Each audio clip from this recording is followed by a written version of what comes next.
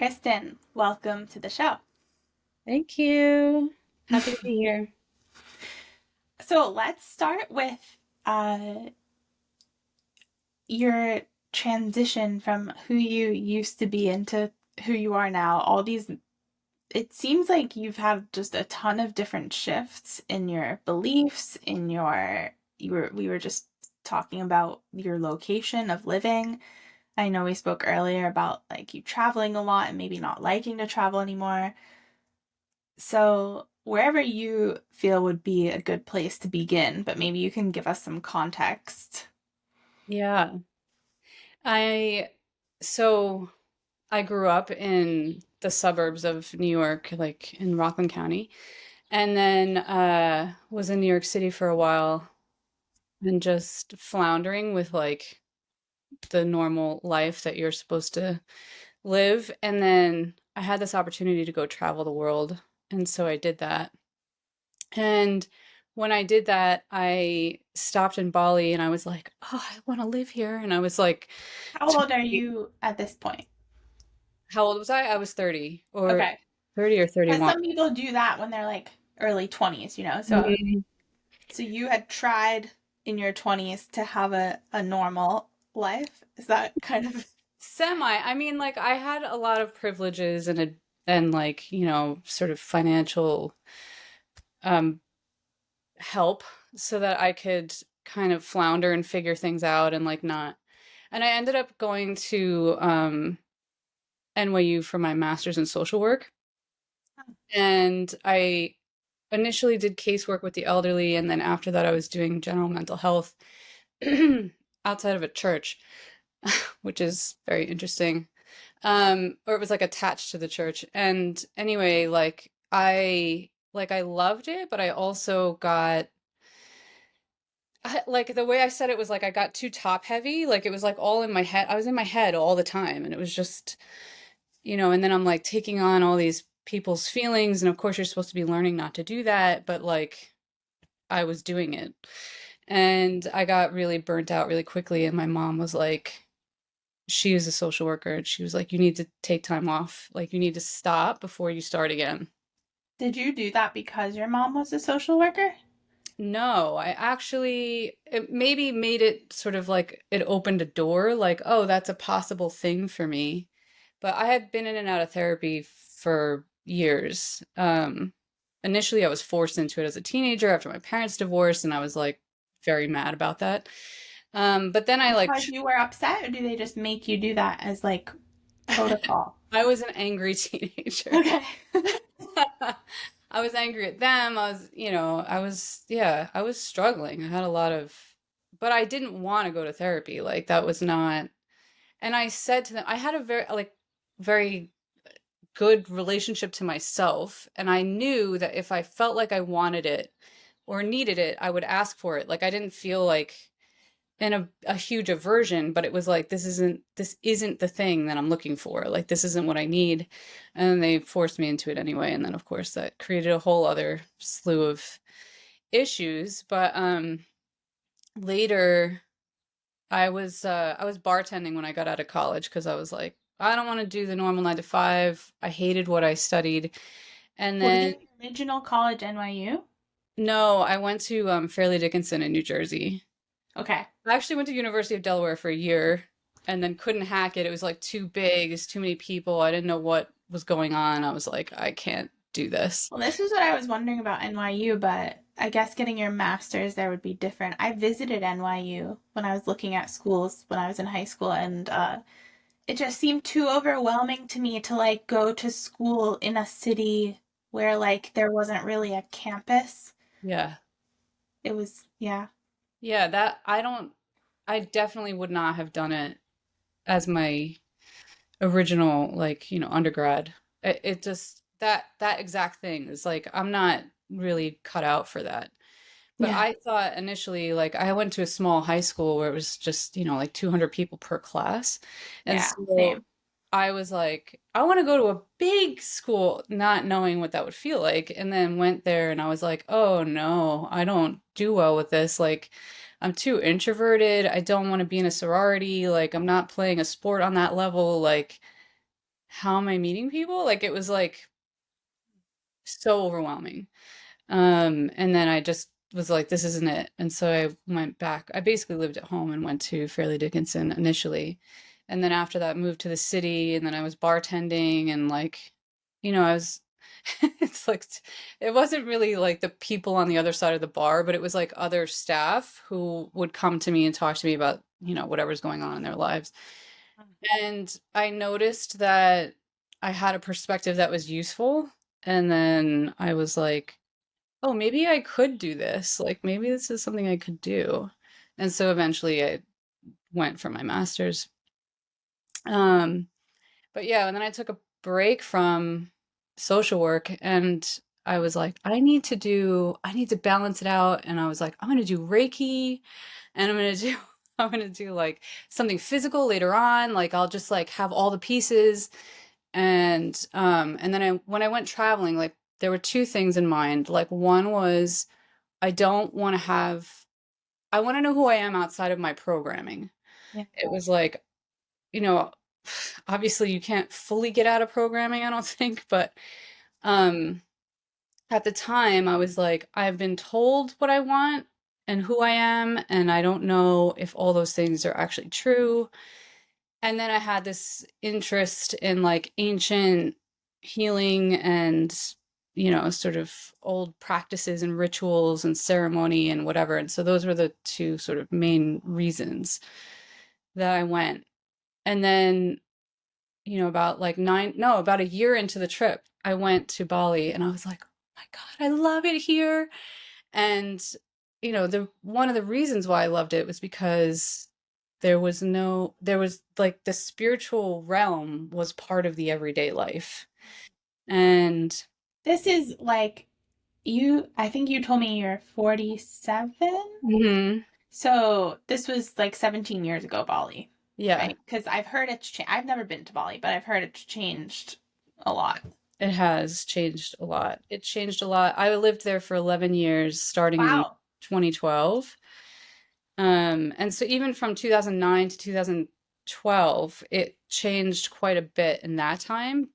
I think mainly because of Eat, Pray, Love. Yeah. And yeah, it just got more and more known. And my mom would like send me articles like, look, it's in the New York Times and this, and I'm like, oh, okay, it's like, but it kept growing and that's whatever it is, but they don't have a lot of like infrastructure and regulation. So it, the growth is not great because it just like you're creating more trash, for instance, and like losing all the rice fields and like there's just like all these things that were happening, and to some degree it was like you could ignore all of that, um and then it changed in a totally different way after the pandemic. So I was there in the pandemic, and then as they sort of opened the doors to Bali again, it was like, Russia and Ukraine war was happening. We had all these people flooding in from Russia and Ukraine, and, people just, I guess, wanting to escape life or whatever. And like, it just, you also had all the Balinese who had lost a lot of money during that time who wanted to recoup. So things were like three times as much as they were from like before the pandemic. So it was like you had all this like wildness. It was like kind of quiet and like because you couldn't leave. I mean, you could leave, but you couldn't really come back. So it was like the island was easy to navigate and like it wasn't so manic. And then after that was like total mania and like I feel like even like the hedonistic aspect just like jumped like by like 100 times. Like it was just like everything just went like exploded. It was like people were just like they wanted to feel free and they wanted to like This is after the pandemic. yeah, Huh. yeah. And then you started seeing like all these signs going up in like Russian and whatever, and it was like, whoa, like what is happening? Like it was just and they were doing interesting things like renting all the motorbikes from like one guy, and then they would then rent those out to people, but mostly to, other Russians. And they were doing that with the homes as well. And like it just it just was like, whoa, like it was so fast, like a lot of movement. I think a lot of change is a slower movement. And like this was like it was just like woof, like it was big. Yeah. You know what's really sad to me? And I know that like this has happened many times, like the change you're describing over the course of history in different places, but I also, something I've been thinking about lately is that we seem to be in this time, and I don't think it's avoidable. I think it's just maybe was bound to happen, but I think we're going to lose like countries, like the uniqueness of individual countries and there being like such a big difference when you go to Bali or you go to wherever, like all the people are different. They're all one way and they live this one way. I follow this girl who lives in Sweden and she's Swedish and she and her family look very Swedish. They're like pale and blonde and blue eyes, whatever. And they've been letting so many, I guess they're legal, but they've been, so many people from the Middle East are coming in. And she's like, there's so many parts of Sweden now that the Swedish people don't go because they're more dangerous. And uh, it doesn't feel like Sweden anymore. And you just think like the more that everything starts to blend together, and especially the way Europe is letting everyone in, where we have been, like everything just is going to start to blend. It just occurred to me like one day there might not be a Sweden in the way that there was when I was a kid. Yeah. And that's like a weird thought because my dad sometimes would go to Europe for work and he would come back with like it was more to Russia and Poland and stuff, but he would come back with little toys and they're like, "Oh, these are uh those like little figurines from Russia or whatever. Like this is what they have there." And I'm like, I think and people don't seem to care about history as much either. And I just feel like we're gonna lose a lot of it, and that's weird. It is weird. And I thought something similar when I was in Bali, just like watching them get modernized or westernized or whatever you want to call it. Like they have an insane amount of ceremonies per year. I can't remember exactly the number, but it's like 300 or something. Like it's so many that, they were spending more of their time doing ceremonies than they were anything else, really. What And religion in Bali? they're Hindu, but they're different from India in the sense that it's like blended with like animism. Interesting. Okay. Yeah. So, I mean, there's like small little areas of Christians and there's some Muslims, like, but usually they're from other islands that come to Bali. Like, Bali is very specifically Hindu. But they like, they kind of worship nature and nature spirits and not just the gods. Like, they do all these offerings and like, um, their their practices are quite different than India. Um, I You're forgot. saying the ceremonies? Oh yeah, so they had so many ceremonies and it was very normal and they're very like familial and communal and like all of that. And I feel like as, you know, I guess it's like also capitalism. It's like all these things kind of infiltrate. Their culture is quite ancient, but they're like giving up ceremonies so that they can work instead. Or like they have a silent day, for example, and that's like their new year. They have their own calendar and they just had it recently. And like for all the tourists and the expats who don't want to participate, they basically have these like they still have like resorts or whatever where like the Balinese are working like, and that's supposed to be a day where literally like no one goes outside or you don't leave your premises, you don't make noise, and like you never have lights on. It's like a 24-hour silent period. It's like one of the coolest things about the island.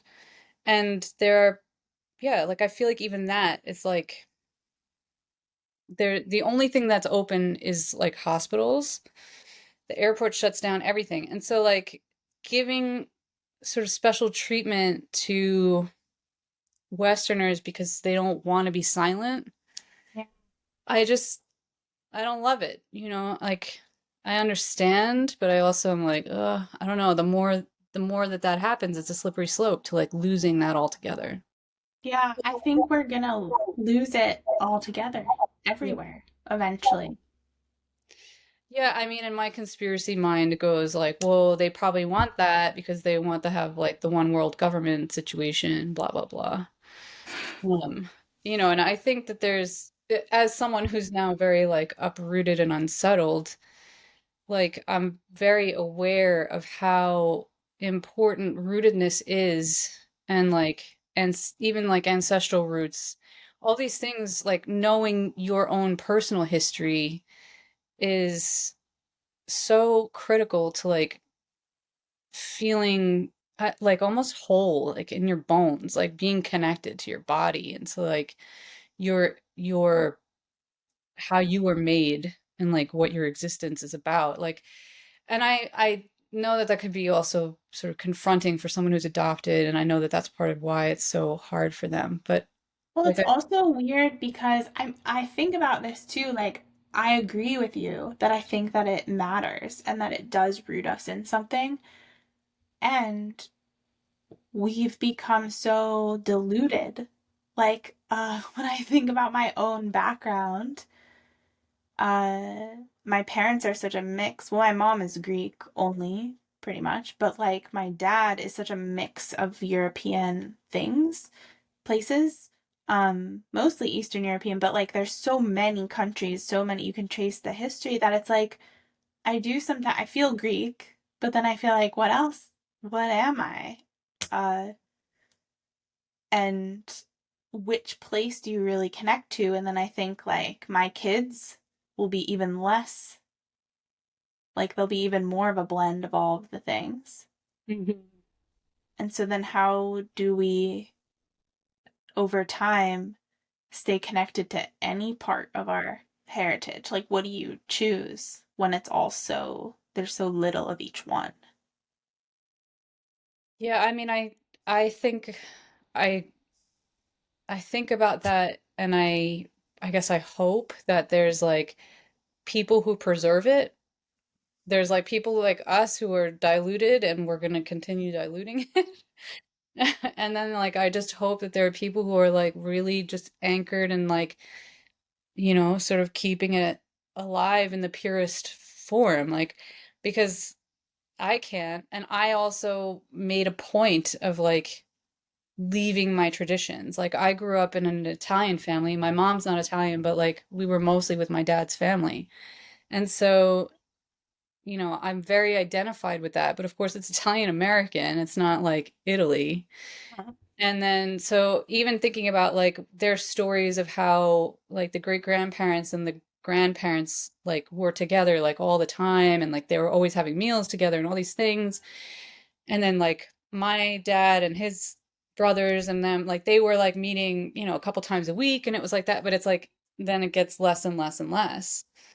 I just see them for Christmas, right? Like Yeah. and I was very like, I don't want to be in a tradition. Like I just wanted to fight everything.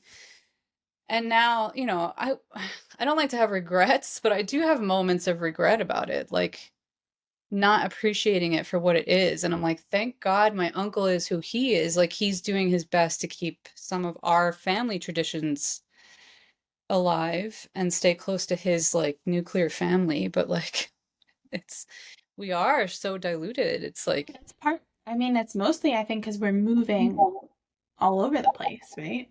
yeah. Like, we don't stay where our family is.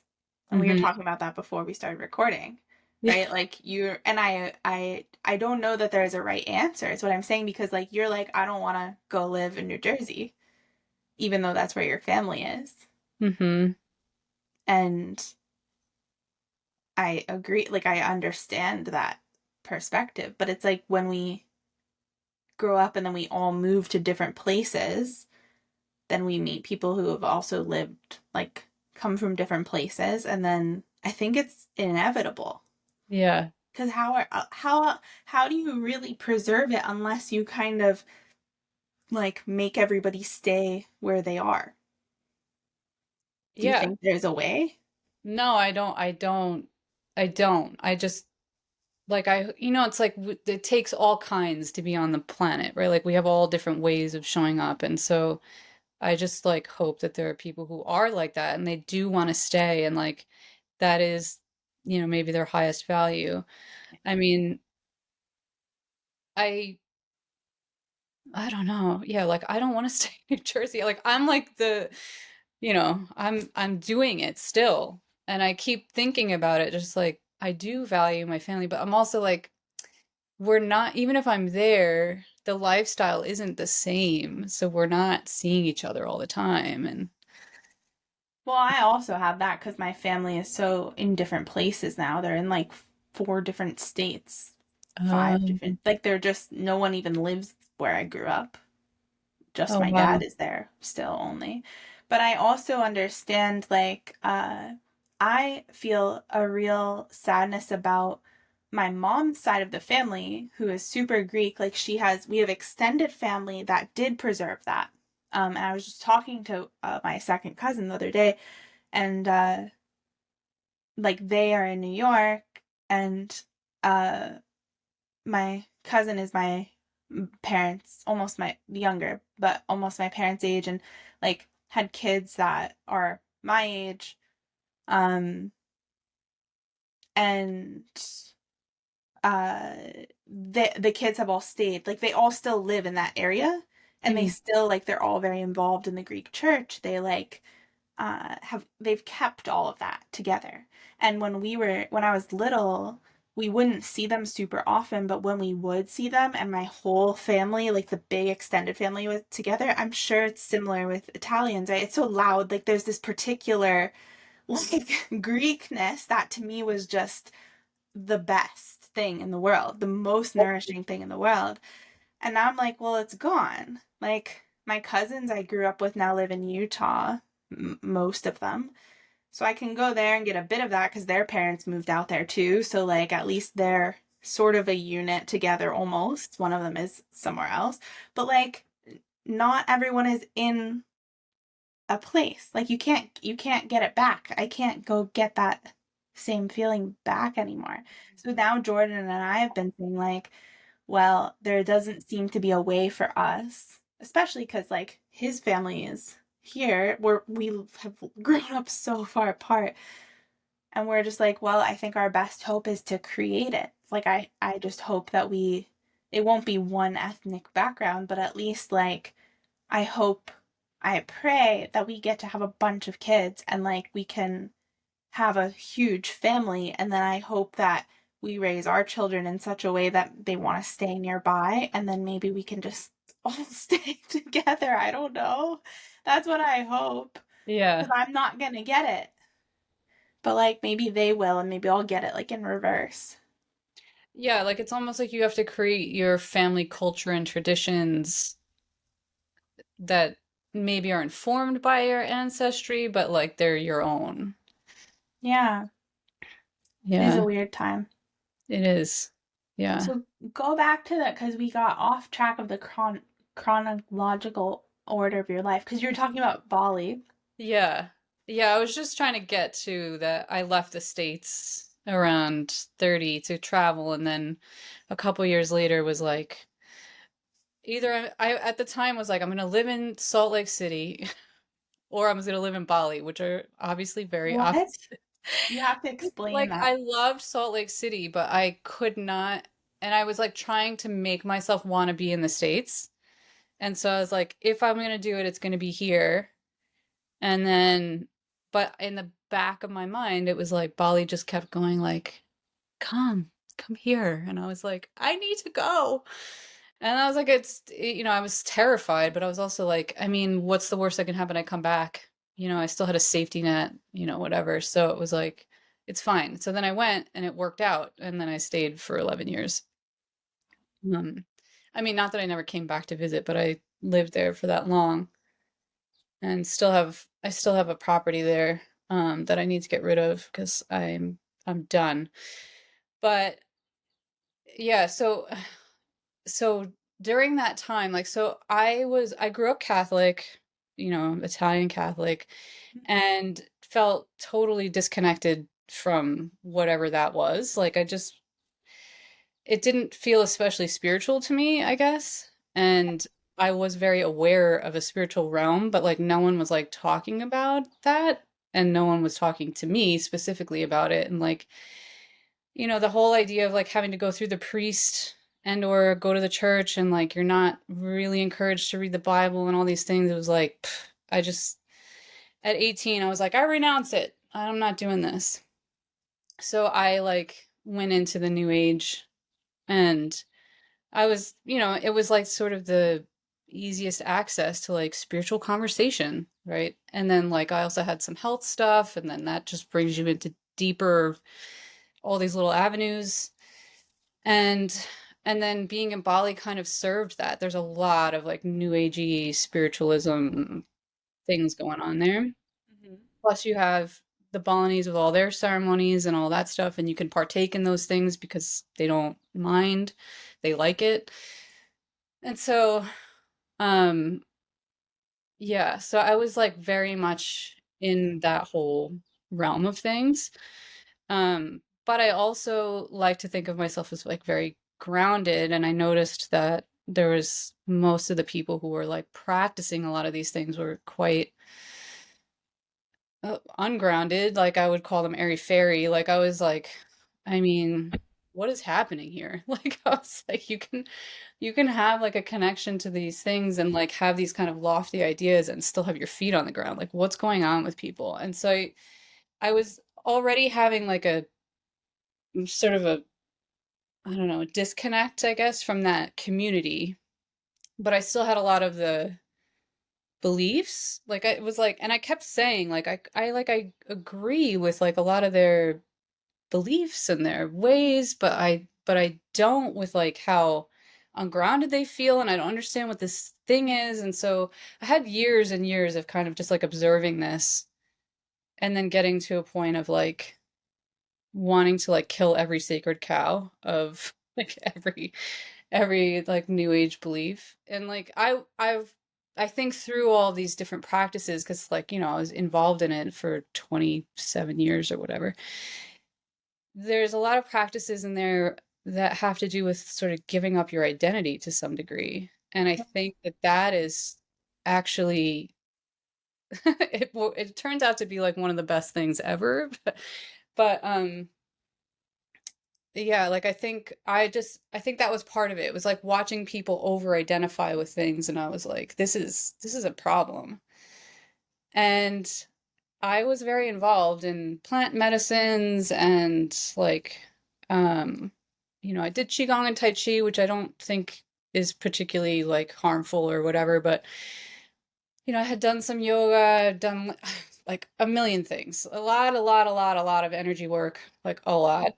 Um Shamanic Did stuff, you whatever. ever notice a difference from the energy work?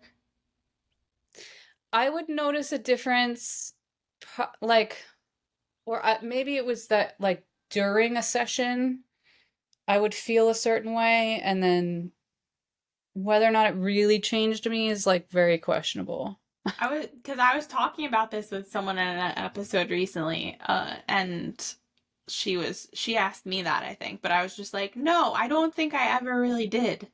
Like maybe once ever out of all of the weird energy types of things that I've done, but I was like, I don't really think, like, I've done so much energy work and I have not really noticed any concrete benefit that I can point to and be like, yes, that really was very helpful.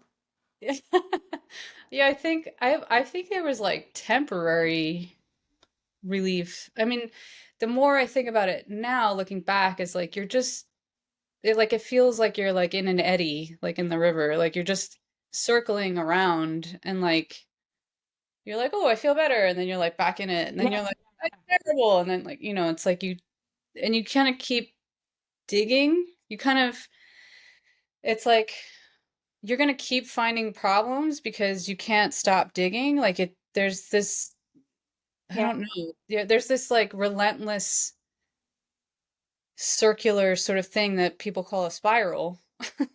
You're spiraling upwards, and like all these kind of things. And I really started to observe like how harmful all of that stuff was. But I also was still practicing like a lot of the energy stuff and, thinking that I was like aware enough, discerning enough, or whatever to like know the difference between light and false light and like all those things. But I was like regularly spiritually attacked, like regularly. And No. because, so, because like there's just sometimes there were things that I would just knew. I was like, this would not be happening if there wasn't something trying to mess with me. Like I could feel interference, but like physically, materially, like there were, how it started to amplify was like there was after a particularly difficult experience, like a plant medicine thing, I started getting these like knocks on the wood in my bedroom at night. And it was like sometimes on the roof, sometimes it was like on the dresser, but it was always like just as I was gonna fall asleep, like just as I was about to relax. And like, or I'd have like a thought and then it would like bang, like almost like like it was like giving like a full stop, like a period on it. And I was like, what is this? And I, it made me scared. Like and it was because it was like relentless. And initially, I start going, okay, I need more energy work. Like I need more help and Mhm. I need to start yelling at this thing and I need to claim the space and this and that. And then, I would leave my house and I would go stay somewhere else for a few days. And for a few days, everything would be quiet. And then after a few days, it was as if this thing would find me and then it would start doing the same thing in a different place. And I was like, oh my God, like what is going on? And, um, yeah, that kind of thing kept happening again and again. And then it got to a point where like it sounded like a baseball bat being hit against like the wood in the room. And I was like, like at that point, it had already been going on for years. And I was like, with breaks, like there were breaks in it. But yeah, when that started getting that loud, I was like, I am so tired. I'm so angry. Like, I can't take it anymore. I was in Bali when all this was happening, and there's feeding spirits of all kinds. So I was aware of that. I was trying to get Balinese priests involved to like clean the house, to clean me, to like do these things. I'm like, I'm on their land. This has to happen their way. I'm calling friends because I'm overseas. I'm like 12 hours apart. I can call my friends here and be like, hey, I need you to like pray for me or do energy work or whatever. And like, at some point I started to yell out about it and just like, Jesus. And then I was like, well, this isn't working. I need to go to the boss because at the time didn't think of Jesus as God. And so I was like, just gonna start talking to God because I don't know what is going on, but it won't stop. And one person said to me, are you sure this isn't like in your head? And I was like, oh my God, like, no, it's not in my head. But then I was like, is it? And then I had one of my best friends come stay and it happened. And she was in the back room and she was like, what in the F? And I'm like, this is what's going on like every night. It's all in the same house? No, What? no. That makes it way weirder. Yeah, no, it like followed me around. Oh, Like I would that's get creepy. breaks. And like if it was in like a particular sort of like rhythm, like where it was bothering me a lot, and I went away, like after about 3 days, maybe, it was like the thing would find me almost. So it would be like quiet and then it would start again. Oh, damn. And sometimes it would like attack me in my dreams. That was like another way that it would happen, like literal, like physical feeling, like a hand on my throat and like things like this, and like it was just too much. Like I just couldn't. I I I don't know. I got to a point where I was like, whatever I have done, whatever I have opened up to, like whatever I thought was light and good that isn't, like I don't want any part of this. Like I just want God, I just want peace. And I was like, I'm just gonna I just need to keep talking to God. I don't know what is happening. You think you returned to God in this moment because you already had sort of this, even if you could call it some sort of relationship with him from your childhood? Like your childhood kind of taught you that this is God, like you can call on God. Yeah, I think that's definitely there. I think at the time I was like, I need to talk to like the head, the boss of all the things. It was Yeah. like, and I never really, like, I never thought that I stopped believing in God. Like, I didn't feel like I turned my back on God, but looking back, I'm like, well, I did. And I Got it. stopped using the word God, you Well, that's know. what I was going to ask you, was like, were you comfortable using that word at that time? I I would say probably a yes and a no. It was like, because there's some familiarity to it, and I was desperate. Yeah. There's like, no, I'm not. But at the same time, it's like you're surrounded by people who are basically afraid of that word, and like you have to say like universe or source or the creator or whatever. You have to use all the other sort of terminology. Um, so probably outwardly, I was less comfortable at the time to say his name. Um, But yeah, I mean, I was just like, I can't do this anymore. Like, I feel like it's trying to make me insane. Like, this thing is trying it, and I could feel that it was like, it's trying to break me down to a point where it just like, I succumb and it just like sort of feeds off of me, like whatever. It was just, I do think potentially the energy work stuff made me more, like it made us more susceptible potentially, but I think it also educated me on nuance of energy and subtlety and like being able to like read and feel and like not that I always got it right, obviously, but like just having any kind of understanding of the energy world and like these spirits and that they have sort of different characteristics or like, and they have different ways of operating and I don't know. It was like I think that stuff taught me that, at least. If it didn't change me, it definitely taught me, like, a different awareness, I think. Mhm. Which ultimately you think was beneficial or not? I think it was beneficial. I mean, it's like one of those things, it's like, did I need to go all the way there? Like, it's like you go like the whole prodigal son, like, you go Oh, all the way to come back home. Did I need to do that? Probably, but I did. yeah. I was fighting everything. I was, like, very, like I'm gonna be my own person and, like doing all those things. And so I went all those routes. Now it's like, well, thank God God never left me. He allowed these things to happen. But I think, as soon as I turned toward him and I was like, please help me, it was like initially a little bit slow of a process, but I started to feel more and more peace and like recognize like his presence.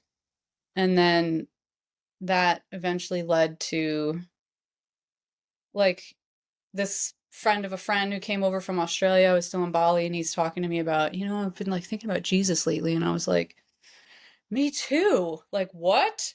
And then like we had this whole discussion. And actually, you actually took part in this in some way because I was following you and then you, I think, introduced me to Caroline Dooner, who wrote The Fuck It Diet. Oh. Yeah. And she was having a Jesus situation around the same time. And so like there was just like all these like little Did things she happening. find God? Did she? Yeah. Is Yeah. that what happened? Yeah. I don't know anything about her. All I did was read that book and then went in a bad direction. But I mean, there were some good parts, but overall, just uh, a mistake. I was following you that time and I was like, yeah, actually, I don't want to have any of these things on me either. I started reading her book, but I didn't finish it. And living in Bali, you've got people like fasting all the time and vegan and this and that and whatever and like, you're always doing some sort of diet or some sort of cleanse or some sort of health thing, whatever. And I was like, I don't want to think about this anymore. So like you were like an answer to my prayers, I want to say at the time, because I was just like, I can't, I'm so tired of this. And you were like, I'm not doing these things anymore. I'm just eating. Yeah. And I was like, yeah, I'm just gonna eat. Yeah. Well, when you take it to that level, I think that's the best way to take it. When it's just like the little, like, okay, I'm just gonna be freer here. Because that's why I was saying when you were like, did I have to go that far? That's how I feel about a lot of areas of my life. I'm just like, couldn't I have gained like 10 pounds instead of over 100? That would have been way better. I could have still learned all the same lessons. It would have been just a million times better in every way. But you know, we learn differently, I guess, that time seems to Hindsight, learn. hindsight is 2020. But I Yeah. mean, when you're Well, curious, I'm glad. I'm glad for the people that it did, that uh it helped in that way. yeah, yeah, it did. Um, yeah, so Caroline and I became friends actually, but I was just at her wedding. She Oh just my got married. gosh. Yeah. Yeah. What? Yeah, it was really cool. Really, really cool. Cool. Yeah. Um, but I don't know where I was in the story, but as it was coming back to God. Oh, yeah, my friend talked to me about Jesus, and then he was like, "Oh yeah, like I used to go to this church. If you come to Australia, I'll take you to this church or whatever." And I'm like, "Oh, okay." So, I don't know, it was like maybe 2 months later or something, I did go to Australia, and I went to church with him. Now, I hadn't been to any Protestant church ever, and I hadn't been to, like, church, an actual mass or anything in, like, I don't know, 20 years or something, like, it was a long, long time, and so it was, like, very, like, "Oh my god, what am I doing?" And we could, like, go into it, we called it a God concert. Like, we go into this, like, it was non-denominational, but I think they were under, like, a Pentecostal umbrella in Australia, and, like, you're, like, walking into, like, basically what looks like a huge, like, sort of studio almost. It's like the lights on the ceiling and, like, there's a big stage and whatever, and they start singing and it's loud and there's lights going everywhere, and I'm like I've never been to any church like this. I was like, "It's a literal concert? Like, what is happening right now?" And I I could not stop crying.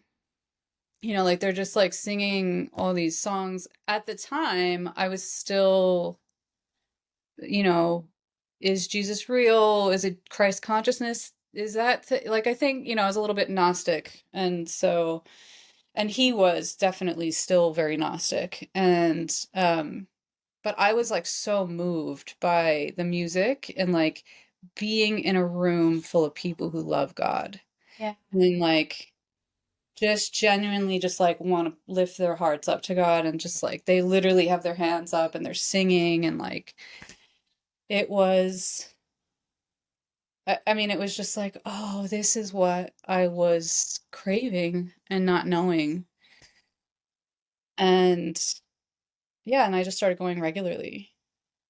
And, um and then there was, like, a moment of faltering because, like, we did this, like, weird it was, like, supposed to be, like, a deliverance type of thing we didn't know that we were going into. I thought I was gonna be, like, learning why the New Age was, like, so bad.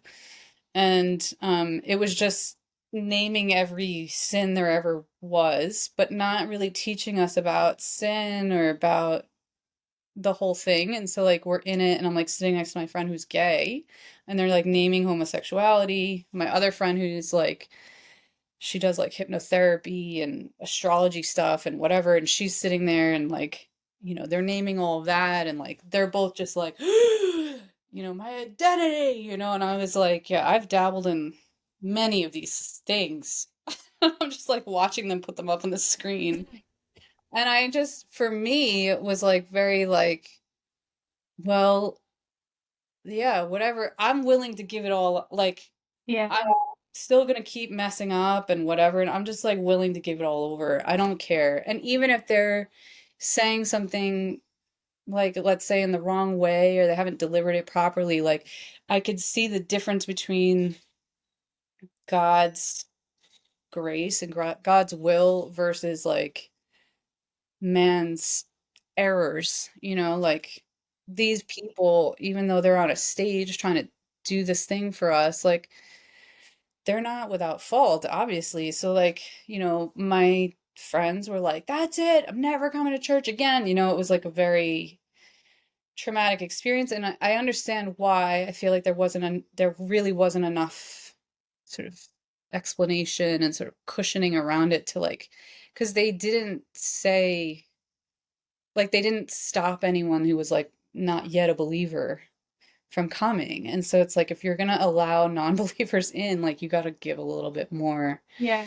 Context or something. context, I think. And I think because I grew up Catholic, like I did have some context and also like I have had over the years like many moments of being like separate the teaching from the teacher and like don't get caught up in who is saying and how they're saying it, like understand the essence of what's trying to be said here. um How do you feel now about astrology and this kind of stuff? I don't want any part of it. I feel like it's a trap. Like, while I was in the new age there was something that was regularly a fear of mine, and it was like this, it was sort of the being trapped in like the karmic loop, like where you're like endlessly, infinitely, you're just repeating, repeating, repeating. And astrology in some ways felt the same to me, where it was like, I mean, every month it's like, we're shedding and we're coming into something new. And I'm like, yeah, man, what? Every day is that. And like every week is that. And every month is that. And like, oh, but now it's going to be a hard time because it's a retrograde and it's going to be. And somebody actually asked me the other day, like, are you completely off of the astrology thing? Because there is like a retrograde. And I was like, I don't care. I just like, I It's don't care. eclipse season. I'm like, even if it's affecting me, I don't care. God will want me to know about it in his way, and I'm not interested in like So whatever. I've been thinking a lot about this because I think that there's an important distinction, like you were saying, that they maybe should have made. And like, I'm not sure the right way to go about it, but to me, it seems to be extremely unhelpful to just be like, you're not allowed to do this anymore. I've been having a lot of these conversations recently with podcasts that haven't gone up yet on my thing, but with people at like different aspects of returning to Christianity or their life growing up in Christianity. And um it seems to be really unhelpful when there's just a rule but there's no reason why. And there's also people who have they've found Christianity again, but they've taken it on almost as just like this cult identity of like, now because it's not Christian, I'm not allowed to do any of these things because they're not Christian. You know, like I can't partake in astrology even though I still really want to and I like it because it's not Christian. So I'm just like not doing the things that aren't Christian, which is distinctly different from how I feel and I think how you feel and what you're explaining, which is like there's not I don't feel that any of the things that I've stopped doing are because it's a rule and I shouldn't. It's because I just don't want to do things that are not of God anymore. Mhm. And it feels very just I didn't make that decision. I wasn't like, oh, because I didn't even believe that. I didn't even understand, like, I didn't understand why astrology wouldn't be allowed. And I was kind of like, even reading the Bible and stuff and finding God, like, I wasn't like, oh, now all of the things that are part of the Christian identity I can no longer do. Like, I didn't look at it that way because I was just kind of slowly being like, what do I think? How do I feel? Like, what's happening? And so it surprised me when all these things just started to drop away and I started to feel differently. And I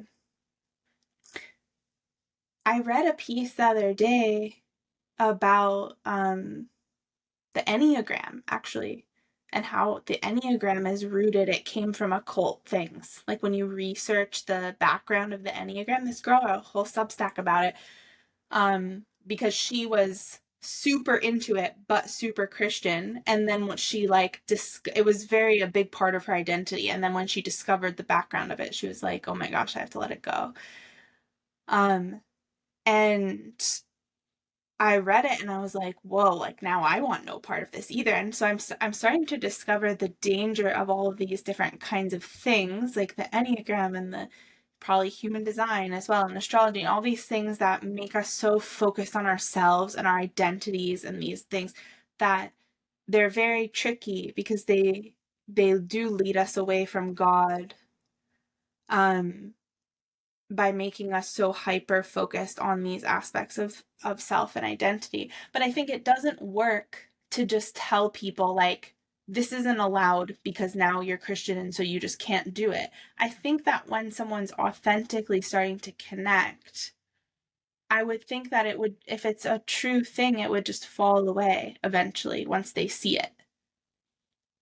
So Does that well, make sense, like that yeah, distinction? completely. And I think I feel like that's sort of the defining factor of like sanctification, which is, like Christianese, right? It's like you're becoming your heart has been changed by God.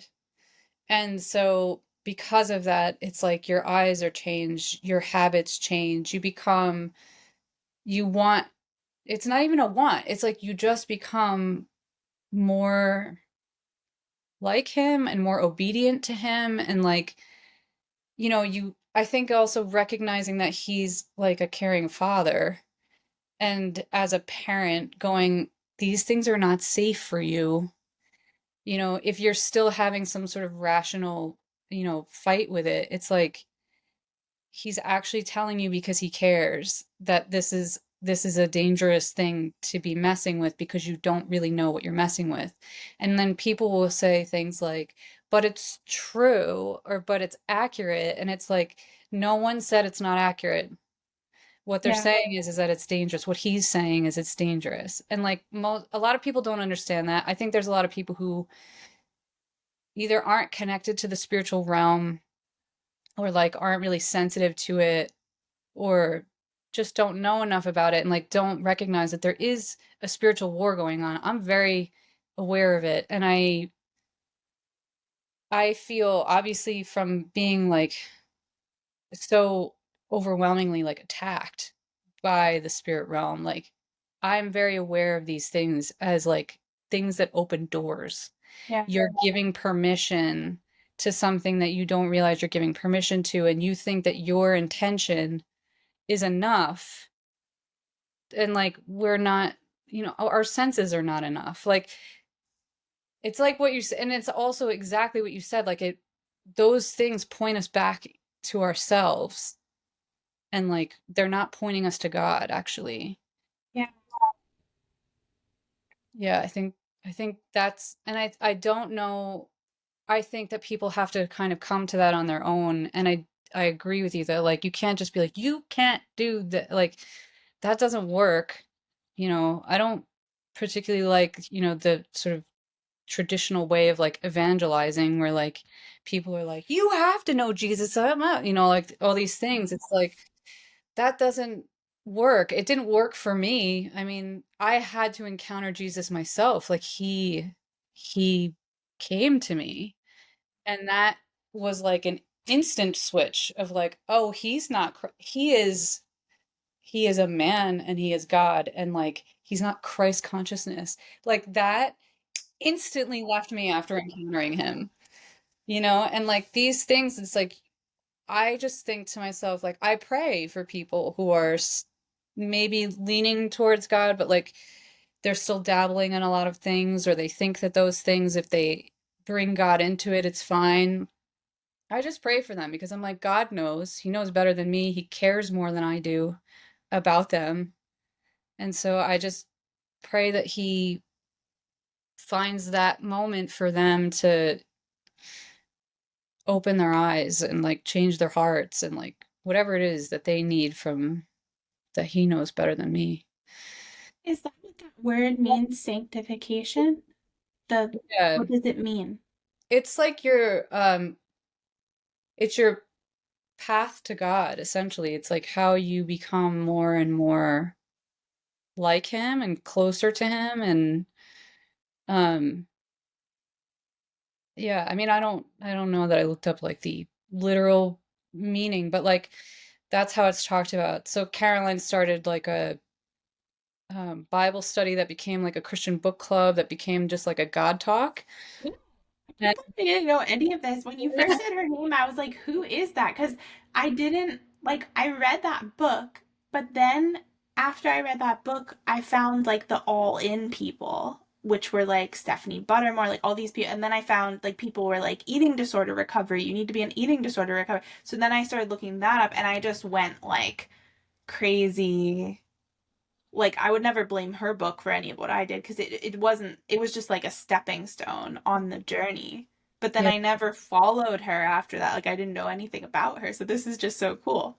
yeah, and there's like there were a lot of people in different denominations, but also people who had come from New Age coming back, like people who were just curious, people who had been on the walk for their whole lives, people who were like, it was an interesting mix. I mean, we haven't been meeting as much, and I'm hoping she's going to start it back up now that, she's married and things maybe will settle down a little bit. But, anyway, I learned about sanctification through them, essentially. It was like, and our friend Elizabeth is sort of like, she's the mature Christian in the group.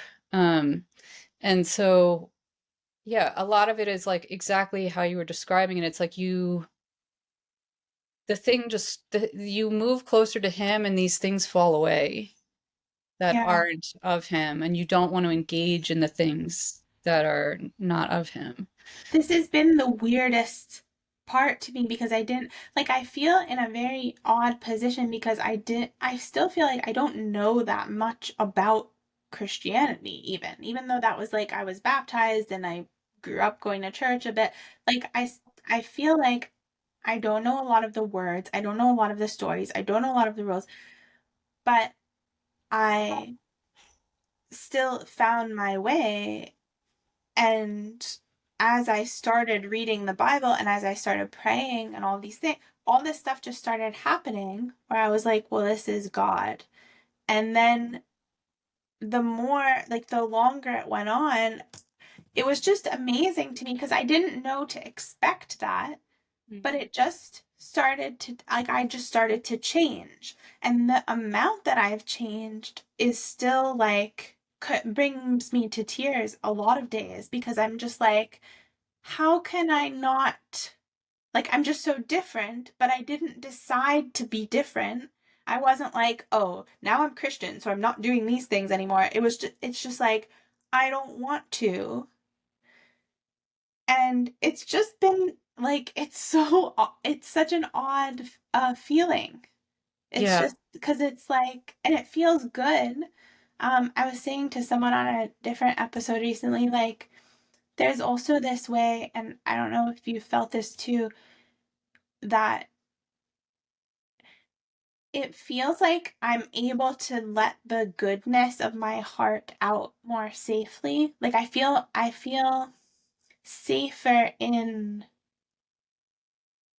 the truth of me and like the truth of God. Like I guess there it feels like there were so many other identities and layers of like these like this like darker music. Like I can't even listen to rap music anymore. I can't listen to anything. Like these are the kinds of things that like I mean that I didn't decide rap music is unchristian, so I'm not going to listen to it. I would put it on and I'm like, "Oh, I don't know. I don't like it now." And a lot of these things, and it's not that like ever I can't hear a song and enjoy it. I can ever, but like 95% of the time, I'm just like, all of these things. I feel like I've just become this like the tenderest part of my heart feels like it's grown and taken over most of my life, and that's just how I interact and like feel things for the most part.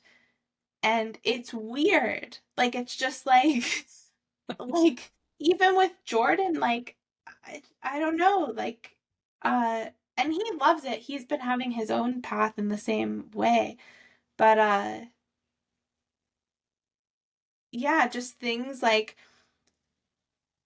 even sexually, we had moved so far away from like I've talked a lot about the beginning of our relationship being like more, BDSM style, all this kind of stuff that we would do. And that dropped away early on. And so we weren't doing that anymore, but even any element of like anything remotely dirty or like all just I'm like, I don't like any of it. I only want like loving, sweet. I'm just like, what's happening to me? It's so hard to describe. I know you understand what I'm saying, but I'm just like it's difficult to describe and I still don't quite get it. I'm just like and then people are like, God changed my heart. And I'm like, well, I guess that's what happened. But how it just happened?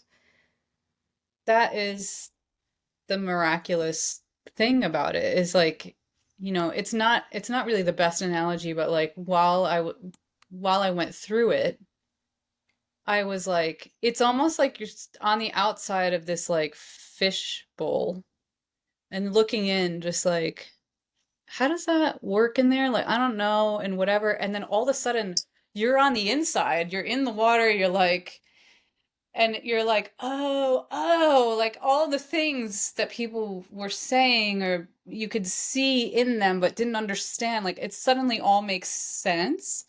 Mhm. And you're like, oh, I don't know if you can get it if you haven't like gone through the glass. Like it's like there's something, it is so drastic and it is so inexplicable. And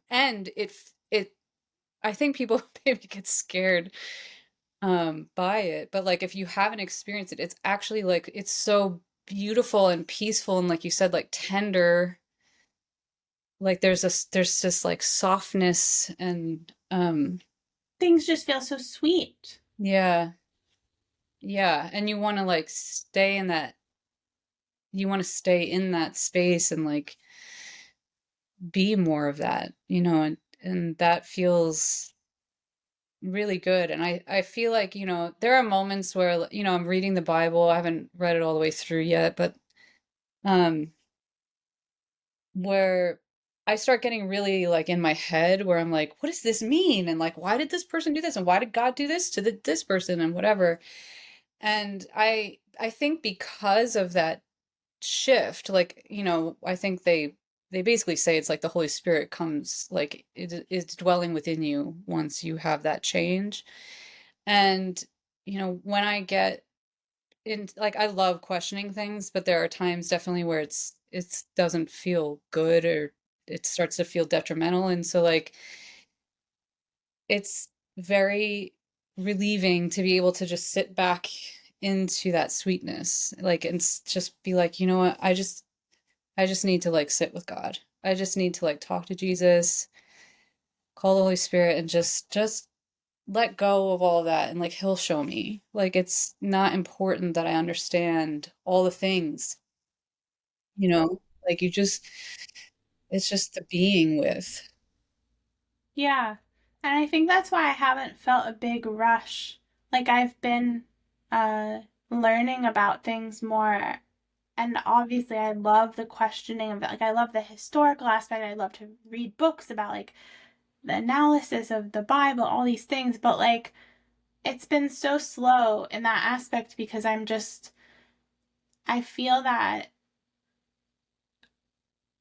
it's very hard to express, but like you were saying, I don't need to, like, when people are like, well, do you agree with this part of the Bible? Or like, what about this part? Or what about this? I'm like, I don't know. I don't know that I have to know what I think about all of these things. I just know what has happened to me and what I feel.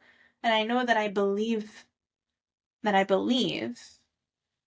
And so then to me, everything just sort of like comes from that place of like how, I don't know, I learn more about these pieces, I guess, and I wonder, but I trust in the goodness of what it originally meant and was intended to do. And I also think that part of that comes from, like you kind of experienced that evil of that attacking spirit. I think I experienced evil in a different way, and that was the turning point for me also. And now looking back, I'm like, what? Like my 2 years in that cult, like I was doing New Age stuff for years before that, and who knows, opening myself up to whatever. But that time in the cult, I feel like we were purposefully feeding ourselves to all these dark things all the time. And I don't even know, like, I am not a person who's super into energy and like knowing all the different spirits and whatever, but I'm just like, I don't have to know. I know that this is dark and I want no part of it. Mhm. And so I feel more, I guess I have more of a respect for it. And I think maybe it's difficult to have that when you haven't like come close to that evil feeling, because I don't know if I would have it as strongly, but it makes it easier for me to like when it's like, well, homosexuality is bad or astrology is bad or all these things are bad. I don't get super like activated in my mind of like, oh, but I'm just like, if God says that they're bad, I trust that there must be something worth paying attention to here, and I just don't want a part of it. And I'll like go from there. But I trust that like you said, it's there to protect me, not to keep us restricted. Yeah, and I mean, there are a lot of Christians who like are giving other Christians a bad name by, attacking these things and making people wrong and all those things that, I mean, even if God says it's wrong, like primarily meant to love people. And Yeah. so like, you know, I it wasn't about homosexuality, it was about like occultism, or it was something along those lines where like one of my friends was like, I'm afraid you're judging me. And I was like, I'm not your judge. And like we've Yeah. been friends for so many years, like I love you, and like I've never been judgmental of you, and like we've always had honest conversations. You like my relationship with Jesus is not to it's not here to judge you now. Like Yeah. that's not who I am. Like, and that's not what our directive is either. Mhm. Like we're supposed to love people. Mhm. And actually like while you were talking I was thinking, oh, it's so much of the Protestant sort of messaging that I love is like it's about relationship, not religion. And so it's really about your relationship with God and like talking to Jesus and trusting in him, and like, I had to read his story and read his word to know him. Um, but while you were talking, I was thinking, oh yeah, like if we're in a relationship with God, like he's asking us to be like monogamous basically. And like, like when you're talking about the like your time in the cult, because I did follow some of those people and like saw I wasn't involved, but I just like watched that stuff. And like as you're talking, I'm like, oh, it's almost like cheating on God. Like you're like, I'm gonna go mess around with these other spirits and other things that call themselves gods that aren't God. And like, I don't know, it's just interesting to think of it that way. I hadn't really thought of it before. I think, there's something that comes with this too, where you trust, like you trust yourself more because you're really like, you're like dwelling with him. Yeah. And so like when I saw your teacher, like when I used to watch her, there were times where I was like, oh, I did this like communication training that was based in ontology. And she would use a lot of distinctions that were like, I was like, oh, she's like right there. She's like right on that ontological thing that feels so like calming. And then she would like go into this thing that was like harsh and dark and or kind of murky. Like it was like, I don't know, is that okay? Like it would be this like mixture of things, and I was like, I don't know where to put her. And I also couldn't like stop watching. And for a little while, I was like, I was just trying to like figure it out. Like, and I was like, I wanted to think that she was good. And Do not personally see her as a person anymore as much like I don't even know if anybody can know what her actual person like I think she's just so overtaken by evil. I think she's pure evil. Whatever is like living through her and in like it's just dark. yeah, Um yeah. yeah. I mean, it's so clear. I mean, and then just like reading your story, I was like, oh yeah. And like I didn't, my point was that I wasn't fully trusting my gut when I was like watching her. I was having visceral like reactions. And now, like, sitting with God looking, it's like, whew, like, oh my I goodness. think maybe that's why it's so easy for me to let go of the like astrology, enneagram, all this stuff too, because I know from my experience with her how good evil can be at like acting good and Mm. looking good. And I was so completely tricked, all while thinking I could never be tricked and was not like to have that experience. Now I'm just like, I don't even want to. I know that things can appear beautiful and good and truthful and wonderful and also be evil at their root. And I'm just like, I want nothing to do with anything that could be like this. Yeah, I mean, Lucifer's the angel of light. Like that is, and his whole point is deception. And so, I don't know, it's like interesting to me that it was very interesting coming back to Christianity and learning Christianity and then being like, oh, all these experiences and thoughts and insights or whatever, they all have a place and there's like order like through the biblical lens. It was like, oh my goodness. Yeah. Um, that was profound for me, where it was like, oh, okay. And then that also was like, yeah, you can't get me off this anchor. Like, it's like, I get it now. Like, Yeah. I don't get it, but I, I get it to some degree. Yeah. It's easy to trust in that way. Yeah.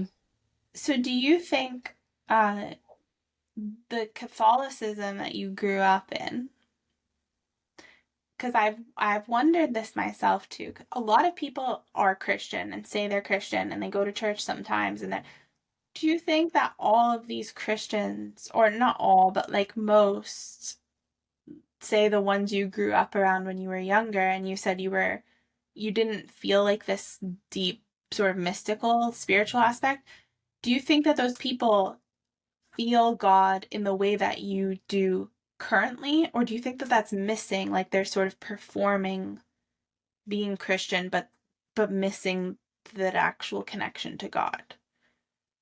I mean, it looks to me like a lot of them are missing the connection or they're missing the point. Like it's so cultural, like where it's just like, oh yeah, you just wear the cross and you sometimes go and but you do whatever you want. And then you can just go and ask for forgiveness or whatever. Like I I don't I don't feel them in doesn't mean that they don't have it, but I don't feel it in them usually. And I don't think that they have the same discernment because they didn't didn't go wandering into the wilderness like we did, right? And so there's a little bit of like I don't know if it's just naive or disinterest or like, they're referred to sometimes by people as like lukewarm. Yeah. There's a lot of Christians who are lukewarm. They're not on fire for God, like they're not impassioned. And I do feel like there is a lot of that. And I think I don't want to pick on Catholicism, but like I think there's a lot of it in Catholicism. Like it you're not really you're not taught the important things. And it's so crazy because like I've listened to some of the exorcist files and like those things, and they're Catholic priests and they have like full trainings about exorcism. I mean, not for the layman, like it's for priests or whatever, but like I'm like, you guys are aware in Catholicism, like you're so aware of this other realm, but like you just water it down. Like talk about like diluting. Like I feel like they dilute things to a point where like I don't know if you can feel anything. And like there's such like a rote, like you just do the same thing over and over. And I remember like the last time I went to church when I was 18 before I gave it up, I was like, everyone sounds like an automaton, like in their prayer. Like I don't feel them. Like they just sound like drones. And I don't know what that is, but I'm wondering, like sometimes I wonder if there's like a purpose for like this sort of new age to Christian pipeline that people refer to. Like we a lot of us I think sort of like leaned into new age because of the spiritual aspect. And so in a way it's like easier for us to like come into Christianity and believe Right. all of the spiritual. I mean, it's supposed to be all spiritual, but I feel like people still take it to a material place. Yeah. You're speaking to, I've been wondering exactly this because something that, like, when I finally started reading the Bible and I had an Orthodox Bible because I was like, well, I'll just go with what I was raised in. And well, actually, I mean, I was baptized Greek Orthodox, but we didn't go to an Orthodox church growing up. Like, my only experiences with the Greek church had been quite beautiful and mystical. Like, it was the place where it was like when I went to Greece and we sang and we chanted and we prayed and incense and like the places I had gone for funerals and my grandparents where they chanted and they, like it was so different than church that we grew up going to, which was like Episcopalian. And when I started reading the Bible, the spirituality, like the mysticism of it, was very apparent to me. And then I was like, wait, does my family believe this? Like, do they know? Is this what they feel? And like, I still, I guess, have that question of like, I know not my parent, like my parents, I'm not in their heads, but you can't really, like, my parents were never mystical in that way about God. I never saw them really like acting as if they believed in God, but they wore crosses and they just like, we went to church and and so I've been wondering, like, all of these people who are Christian, I'm like, but are they really Christian? Like, do they understand, because Christianity is extremely mystical. It's like kind of the most mystical. Like when I'm reading all these things, I'm like, wait, this is Christianity? How did I just brush this off my whole life? This, like you, I was like, this is what I've been looking for, and it was just right here. But I'm curious about your experience in Protestant. Are you still like going to a Protestant church? Is that your, I or, mean, I'm moving around, so right? like, but I generally will look for like the God concert. Like I'm looking for like Huh. non-denominational. It's usually non-denominational or like Assemblies of God, or it sort of depends because like I like, the Christianese word for like being very impassioned in the spirit is charisma, right? Like being charismatic. So I like the charismatic, but if the charismatic is, it starts, they can lean into the ungrounded Yeah. and not be, not be like held in the word as much. And so like it's like finding the balance. And I think that there might be a little bit of a like a movement right now where there are maybe like more people in probably my generation and younger who are like wanting that balance, like that are starting to move towards like we can have that spirit, like like I like to be able to go to a church where they're like I can feel this, the spirit is telling me this. Like I went to one in New Jersey where I didn't end up staying at that church, but the first day I went, he said something like I can feel that there are a lot of people with like burdens on their hearts and they're so overwhelmed they can't even hear the word right now. Like we need to pray for everyone first before we even start. And so we had already like done the singing and whatever, and then he came up and was like, this is what needs to happen. And I really appreciate a church that can do that, where they just like throw out the plan and they're like, this is what's happening in the room. Like God is talking and this is what needs to happen right now. We will get to the word, but like we need to do some prayer first. And or they'll be like we need to worship longer, like whatever it is. And that I like really really love that. It really moves me. So that's usually like I'm usually looking for that. And because my like encounter with Jesus was during worship and it's like not hymns and chants, it's like, it was the sort of current like Christian music, pop music, whatever. Um, I mean, I was in a church, but it was like them singing, and so I have like a love for that now because it's like I just feel so moved. This is very fascinating to me because for me personally, I've been so drawn to like the more traditional, the better. Like, I'm just like, take me just to only the Greek Orthodox Church. I only want to be in like Orthodoxy and then Catholicism and then all these like Protestant sort of di- spin-offs. But I've also spoken to a few people now who have been more evangelical or they've gone to different, and even my sister told me she found a church near her where they had made it more modern, like they had a sort of digital screen or something, and she said people brought their journals in, and I don't know what, it might be non-denominational, I'm not sure, but her daughter was able to like be a lot more engaged because of the way that they held the church. I don't know, but it's so I'm kind of like, I don't know. I have to try a few different things out, I guess, and see where I land. Yeah, 'Cause I think there's many ways to practice, right? Like I think, like what annoys me is the denominations all try to be like, I'm the right one and you're not the right one, whatever. And, I think if they're true to the word of God and you're maintaining your relationship with God and like you're being encouraged to love people and be part of the community, I mean, everyone is going to be imperfect because we're all imperfect. Um, but I think for me to like have it be a joyful experience, I think that was one of the main things for me is that the Catholic Mass often felt very somber and like just it just didn't light me up. And like I want to feel lit up. Like I want to feel the joy and the celebration of God.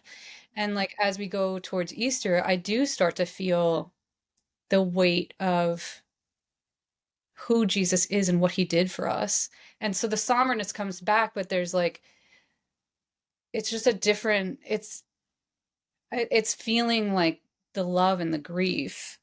I mean, I went to see season 5 part 1 of The Chosen in the theater yesterday and I was just like crying and like it sort of ended with like there's part 2 and 3 and I haven't seen them yet, but like part 1 ended with him like in the temple like flipping the tables and just like how dare you do commerce here, like how dare you like not like how dare you like disrespect my father's house. And just it's so, I just think it's so well done. I know people think there's like things that are problematic about The Chosen, but I don't care. I I never feel like watched it. I think it's so good. The first episode I was like, I don't know. And then I got like really into it, and I think Jonathan Rumi does a great job of acting as Jesus, and I just really felt yesterday when I left the theater, I was like, I was in a mall, and then like I went into like Cheesecake Factory, and I'm like, it is bizarre to like think about Jesus' life and like everything he did for us, and to have this like level of like reverence and grief, and then just like go about like being in Cheesecake Factory, just like like I'm like, what are we doing? Like, like he was like flipping tables, like, do you understand what this world is about and who God is? And like, like he's like saying, and I'm just walking out like, God, we are so like, we're just so dumb. Like, we're so, like, we're, I mean, as one of my friends says, like, we're evil and retarded. Like, we don't know. We don't realize like how much like we are like trying to hurt ourselves and hurt him, and like he just like wants to be with us, and like we're like doing everything to not be with him, and I'm just like, we're insane. It's, I don't know. I mean, I'm in my sanctification still, and I don't understand a lot of things, and I don't know how to explain things all that well all the time, but I one friend says that like I'm like very fast in my sanctification because I was like drinking from a fire hose for a period of time. But also it's just I don't feel like I have total control. Like, I mean, I don't have control. I'm like, it's happening fast. It's up to him. Like the ways in which he's changing my life. Like I moved from Bali to Australia. And when I did that, I learned that I had mold poisoning from living in Bali, and I had to do a whole mold detox, and I have chronic inflammation and chronic fatigue and like all these things. And so I was like coming back to God. I started going to church. I started doing all this health stuff. And then like I was in Australia just trying to figure out like what are the next steps. Like I had all these friends there that used to be in Bali. And so it was this sort of instant community. And I was like, this is great. And I'm like praying to God every day, like, what do you want? Like, where do you want me to be? Like, what do I need to do like to live the life that you want for me? And like slowly but surely, what became clear to me was that like I had to close down my old life. And the way that that showed up was like I went up to a pastor and asked for prayer. And as he was praying, I don't even remember what he was saying. I don't think he said anything like this, but what I heard from God was like the life that I built on me was like rotten from the inside out. And it was like it looked good, but it was a mess. And it had to be dismantled so that he could build my life and I could live into that. And so like that's like what I'm in the midst of is like Australia, I was trying to live there because I thought maybe that's it. And he was just showing me all the doors were closing. It was like, you can't get a visa, you can't be a resident here. Like Bali has to end, and then it was like I had a luxury spa in New York, and I was like, that has to close. We closed it. I sold the building. And like it's just been this like all this like close everything down. Yeah. And and the desire that I have for simplicity is like it's almost unrecognizable. It's like what you were saying about like how much you've changed. Like I'm just changing so much. Like I'm changing all the ways like I started to like Trump and like all these things that my brother was like, "What is happening? Like you're so different." And I was like, "It's God. I don't know." I don't know. You Yeah, well, as you're speaking, I'm like, I wonder if that's where my desire to move also kind of came from as well, was like, because to me, it had a lot to do with the election. Like, after the election, I think I started to have hope again and things shifted where I was like, I don't know, I started to feel just very American. I was like, I want to be home. I'm not Canadian, I'm American. I want to go back to America. But now I'm like, maybe it was just God. because I had already been deep in the Bible and all that by that point, and it was very clear to me the way it's been a lot of times throughout my life where it was just all of a sudden like we're in the wrong place. Mm. And like we're just not supposed to like all of this is wrong. Not my marriage, but like the rest of our sort of external everything. I was just like this isn't right at all.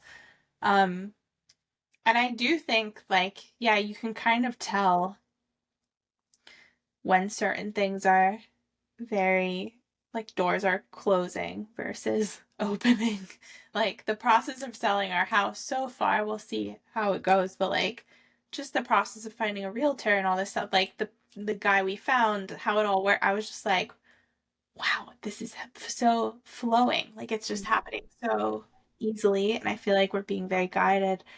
Um, Do you think it's partially to do with like, wanting to have kids and like I don't know if like what kinds of uh sort of theology you've been taking in, but like there's people like Tim Alberino and Michael Heiser will talk about how God is all about family, right? Like it's yeah.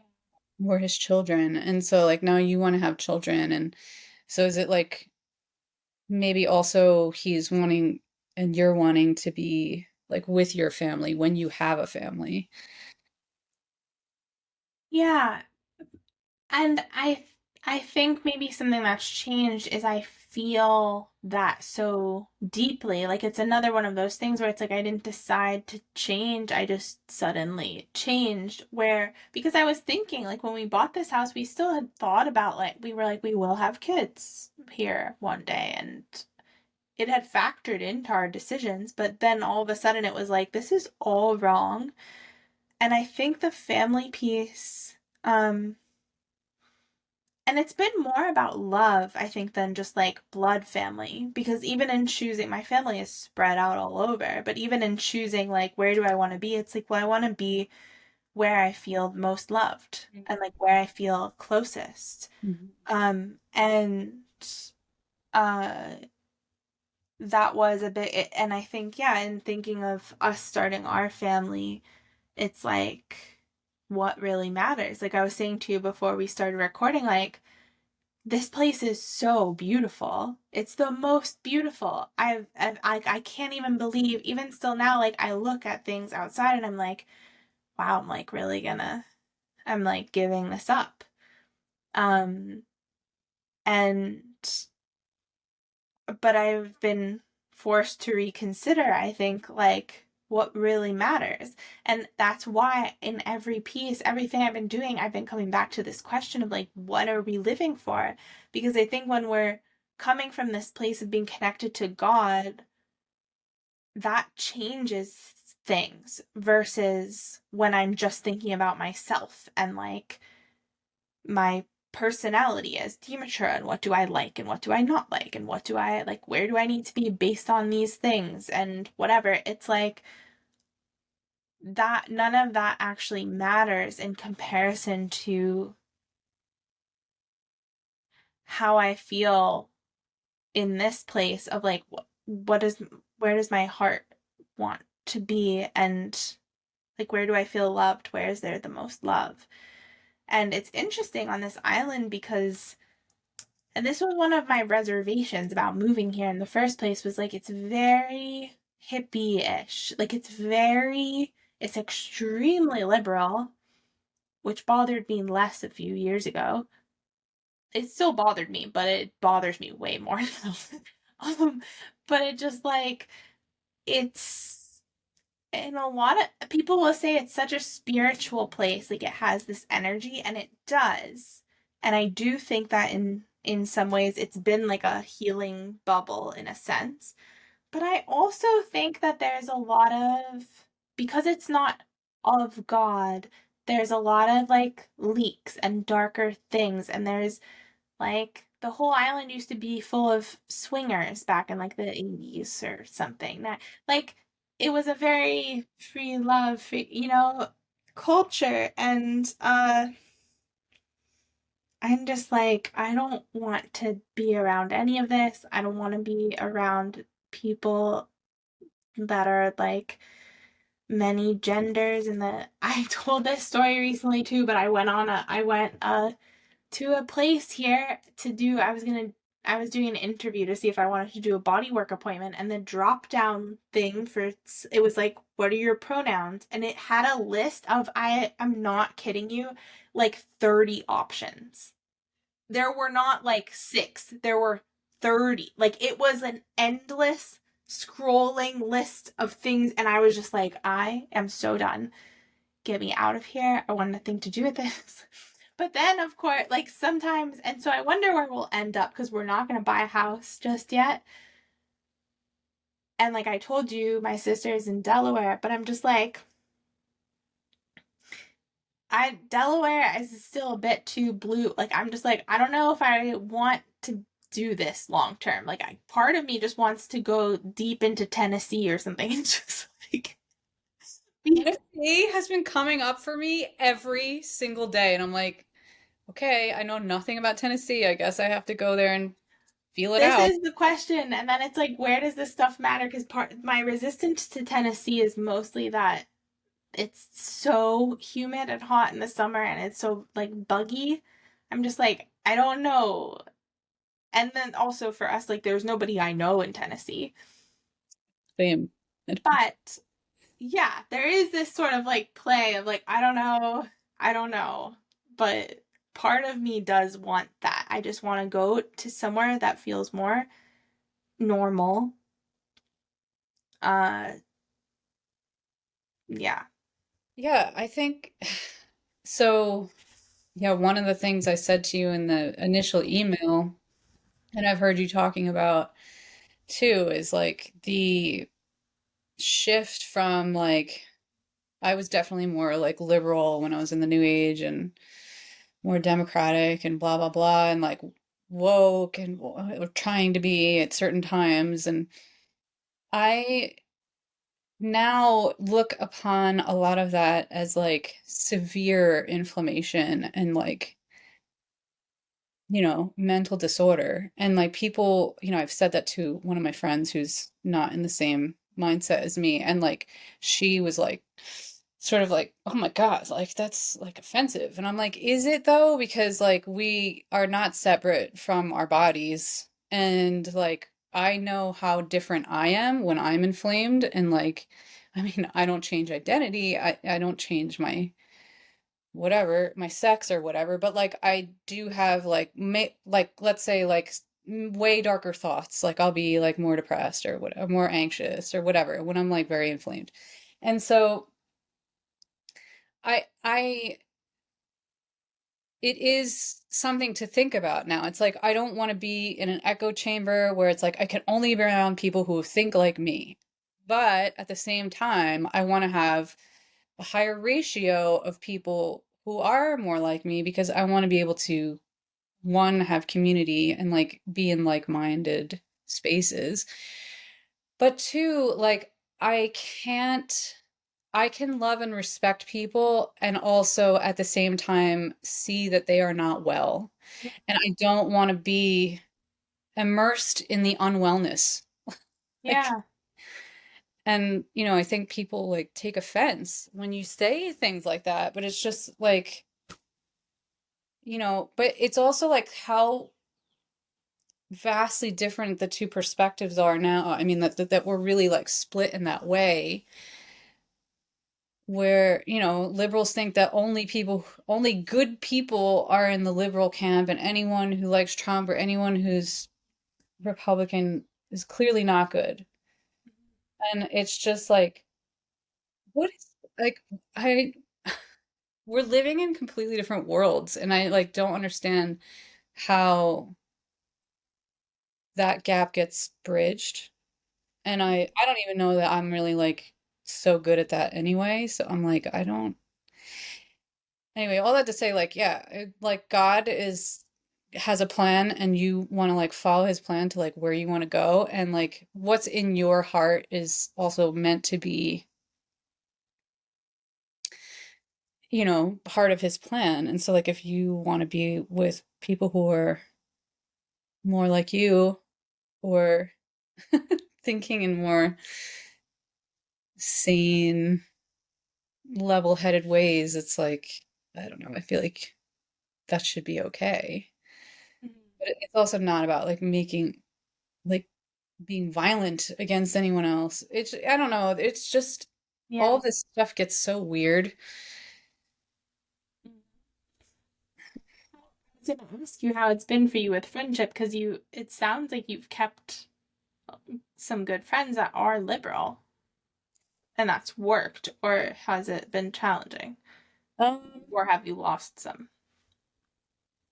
I did I lose people? I have people who are very nervous, I guess.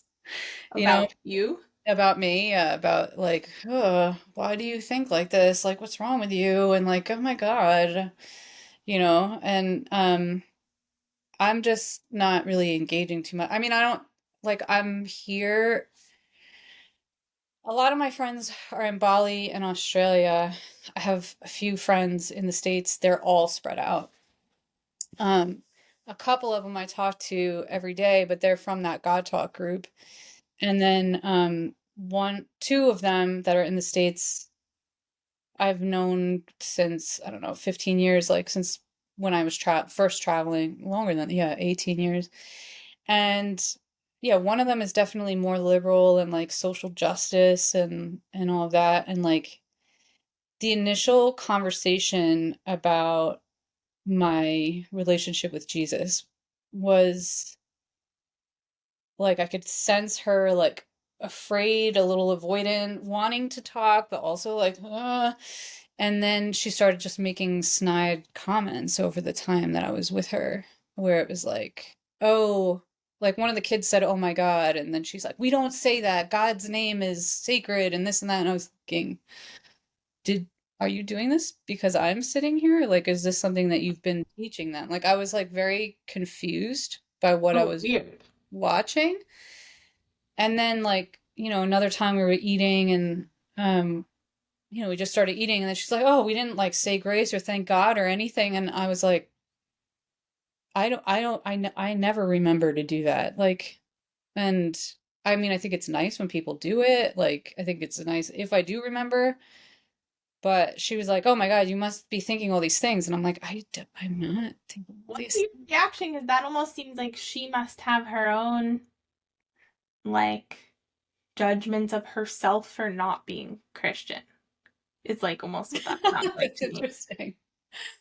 Yeah, I mean, I was like, I don't know what this is, but I like, and she had like converted to Islam at one point and like, but got like extreme and it was dark and it was bad. And, I think she gets nervous about religion and she was like, ultimately we talked about it and she was worried about losing me. And I was like, we're not gonna lose each other. Like we're like family. Like we're like deep into friendship. It's not just anyone. And I was like, and anyway, like, I feel like unless you were really actually like some sort of danger to me, like God would not move me away from you. Um, I just don't think that that's how it works. And so we worked through that, but I think that changing to conservatism became also a big part of the conversation because she's like, I don't understand how you could like Trump. And I'm like, well, I mean, I don't have the reactions to him that you have. Like I did. I used to. I used to hate him. Um, but I think the change was like partially because of Christian values, but I think, initially it was like I was into RFK and I Yeah. was following RFK Jr. and like, I was like into him and then I think when Trump almost got killed, like it really deeply affected me. Like I was crying. Like I was like, I can't believe this is where we're at. Like people are trying to kill him. Like this is crazy. And I saw him so differently after that. Um, and also House and Habit was doing all this, sort of behind the scenes stuff, whatever. And anyway, so I was just saying to her, like, he's a person, like he's been made into this caricature but he's like a person, and like because he's like got that kind of New York tough guy thing, like it reminds me of my dad. And my dad passed away like 10 years ago. So, there's a part of it that's comforting. I find him funny. Like, you had that comedian, like you guys had that comedy conversation. And I was like, yeah, like, I mean, it's so important to have levity and like be able to like say things off color and off key and like whatever. And she's like, but he's a misogynist. And I was like, I don't know. And then I was like, well, you could say that about my dad, and I don't hate him. He's my dad. I love him and like whatever. And I was just like, I just don't, all those things that have weight just don't have weight. And she's like, I don't understand how, and it's like, I don't know how to explain that change. It's just like, I don't see what you see anymore. And I'm not like, I don't approve of everything he does. You know what I mean? But like, who approves of anything that everyone does anyway? Like, it's like we're all gonna say and do dumb things. Like, I say things that sound wrong, bigoted, whatever, and I don't mean it that way. But it can be taken that way and like whatever. And so I'm just like, I don't know, we're just all being humans. And I really like that he's just like kind of like F you to the system. Like, I Trump says mean, really funny things sometimes. And I feel every time I see one and I laugh, I feel extra grateful that I like am allowed to laugh because I feel like I probably missed out on so much his first 4 years because I just hated him and everything about him so much. uh that now I'm like, he's so funny. I was missing this before. And like sometimes I'm like, this is not appropriate. You can't do this, but he's still doing it and it's so funny. It's still funny. I think it's hilarious. Like you can't do that. They speaking of did they killed the Houthis or whoever that group is the other day and he posted like it looked like a Call of Duty like he posted the video of them bombing and them all dying and I was like you can't do it. He was like I don't know remember his exact quote but he was like bye to all the Houthis, like there they go, they're gone. And I was just like, you can't do that. And it's still funny. And I'm like, that's appalling because all these people are dead, but also I still think it's a little funny. Like, I don't know. And probably, and I can imagine all of the liberal people being horrified, or even some just being like, oh, you should never. But I'm like, I don't know. I also find that I think there's a line there's so much empathy. God Sod calls it like the suicidal empathy, right? In the liberal world where it's like we should feel bad for everyone and like have that for everyone. And I'm like, some things are not good and conducive to humanity. And so like if these people are terrorists and they're like I don't know that we should treat it in the same way as a bunch of innocent civilians. Like there's just I don't know. yeah, there's not really clear lines. I feel like this about abortion. There's not a clear line. Being Christian now, like I feel like I'm supposed to be pro-life, right? And it's not that I'm not pro-life, but I'm also like I don't really want abortion to be taken away entirely. I'm not mad that it was given back to the states. I'm like, I don't really care. I don't know if that's better or worse. Like a lot of people think it's worse, but I don't know if that's true. And like, and then I'm like, but is it also like there's a lot of layers there, but I am more and more convinced that it is an actual person. Um, I'm very convinced. yeah, but I like, yeah, I just don't, I don't, I think. I think there does need to be some regulation around it, but I also don't know that it should go away entirely. And like, I don't know, it's like such a mixed bag. Like people are like, well, if you're Republican now, I'm like, I don't really want to identify as Republican, but if you want to put me in that camp, fine. But like, I'm not anti-women's rights. I'm not anti-pro-choice. Like, I just think it's a more complicated conversation than what people want to believe. Like, it's very personal, it's very difficult.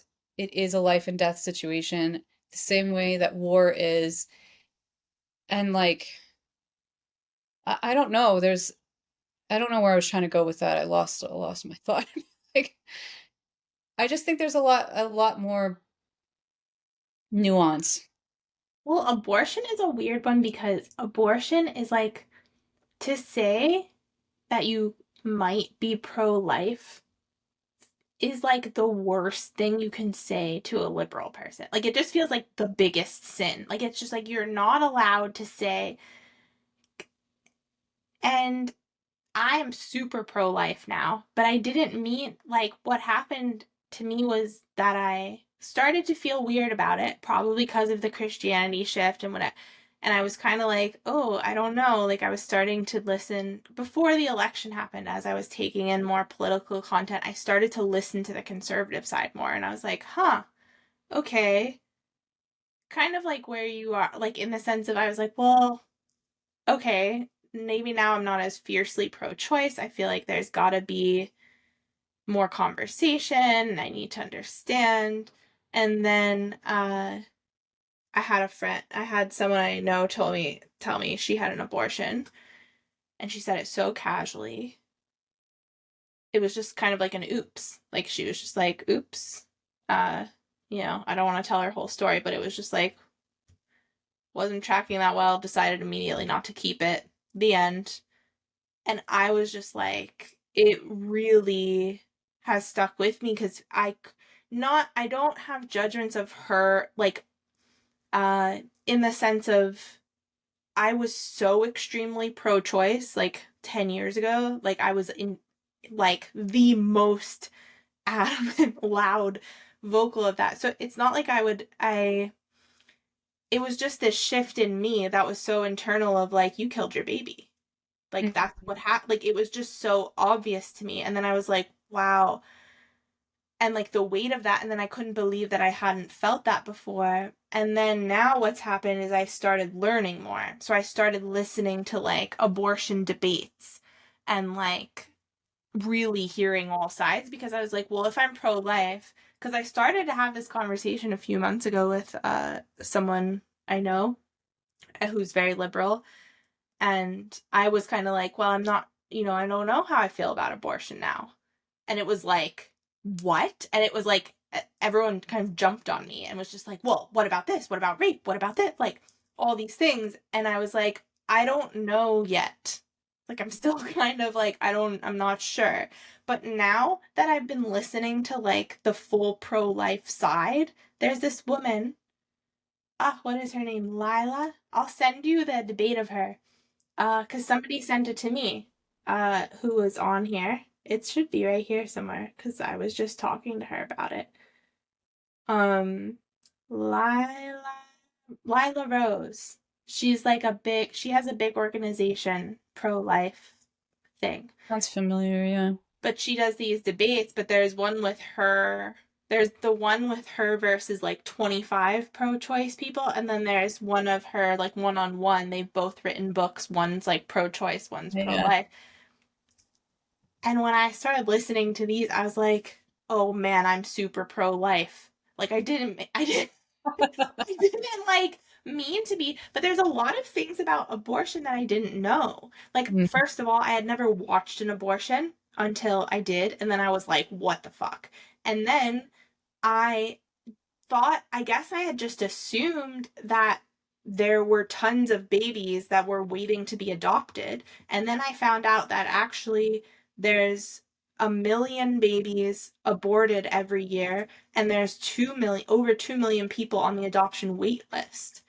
So there's people waiting to adopt babies and not getting them but we're killing all of these babies. And I was just like, I didn't know that. And like a lot of different facts I learned only turned me more pro-life. And then I was like, whoa, uh, just to like, It's, I mean, it's funny because like I'm like, okay, first of all, I'm like thinking about the liberal friends, and I'm like, they're because they lose the nuance immediately. It goes straight into like, you don't want women's rights. Like, they instantly think that rights are being taken from them, which is so bizarre to me. I'm just like, first of all, we need to be much more responsible sexually. Like, we've lost our morals, we've lost our values, and we just give everything out and we're then mad that we can't just get pregnant and kill them and like what it's so like it is just wild to me to like think about how like it like it really goes back to like our sex. What are we doing? Like, why do you need this so badly? Because you want to be able to just recklessly have sex with anyone and just like let anyone touch you and like whatever. Like, I just, all of that. I mean, I obviously, like, I've had sex, I've done all these things. Like, I'm now disgusted by it. I mean, I actually had like, I had a nice little random meeting with this guy who ended up asking me out. We went on a date and like I was like on the date like, "Oh my God, I forgot like what happens if he's like liberal? What happens if what happens if he's vaccinated? What happens to whatever?" And then like I could like feel that, he he was sort of a fuck boy and like I was like, "Oh, I'm not into this. I'm not into this." Like, and I was like, thank God, thank you, God, for changing me so that it wasn't just like, oh, he's attractive. We're attracted to each other. It was fun enough. Let's just go to bed together. Like, I was instantly like, no, like, we don't know each other. I don't, like, like he was like, where do we go? And I was like, nowhere. Like, I don't know you. And I just think it's like abortion is a conversation, but like, what about the thing before it? How you got pregnant in the first place? And like, you yeah, know. I think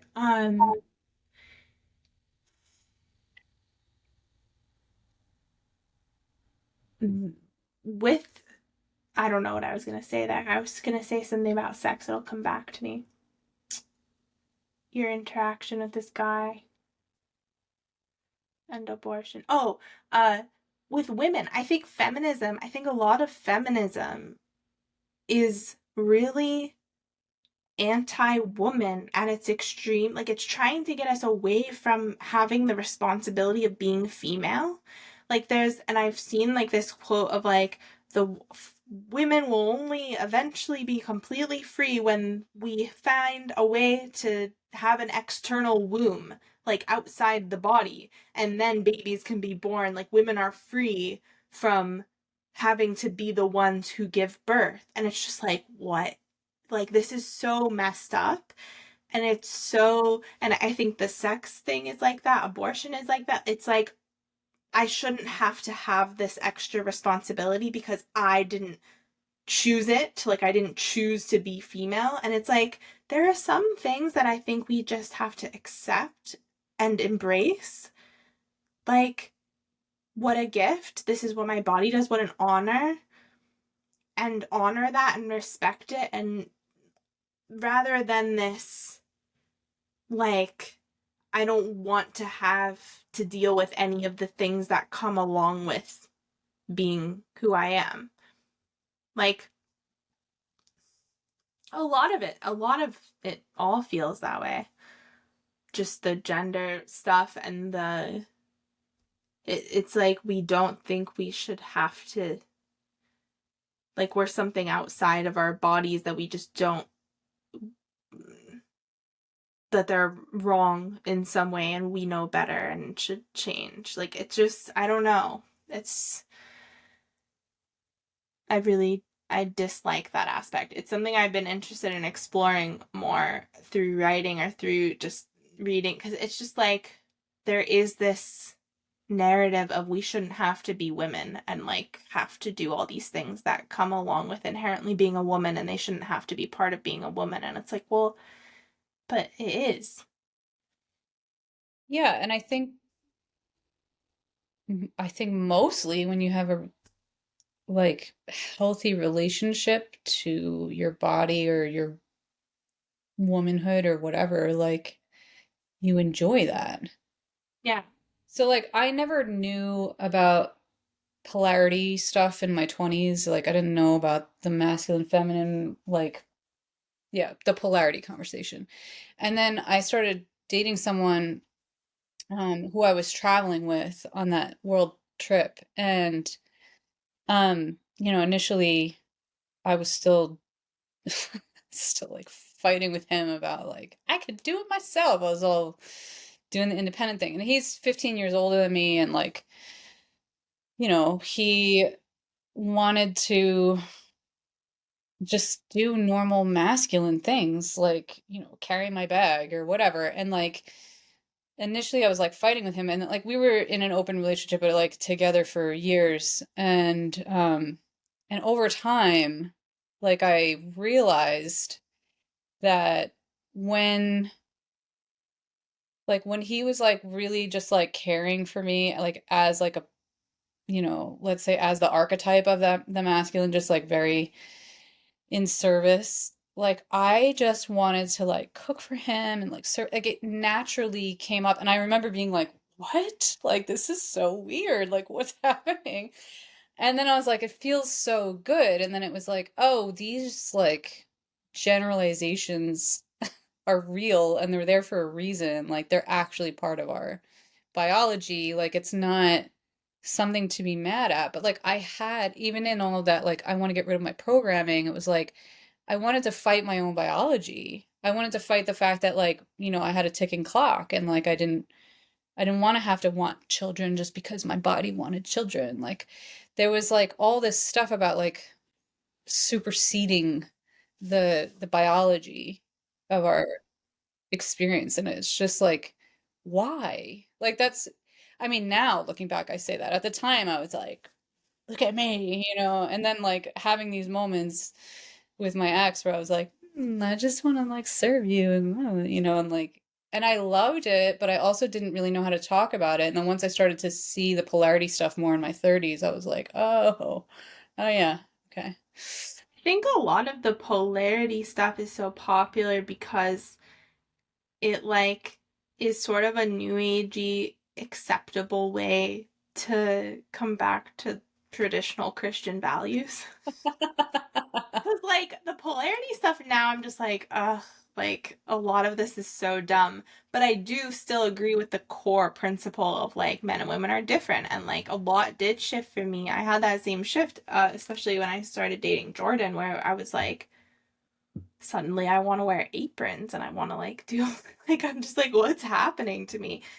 Uh but I think the polarity like there's a lot of dark stuff going on there too and I think it's like but I think it's that response to feminism, it's like the swing back and I think what people are really looking for is this traditional values relationship where we get to be who we really are and like thrive in that.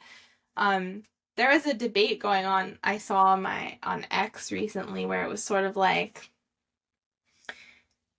oh, it was because Megyn Kelly had shared, I guess lately, because younger people are having this big right wing resurgence. Like Christian, they're coming back to Christianity.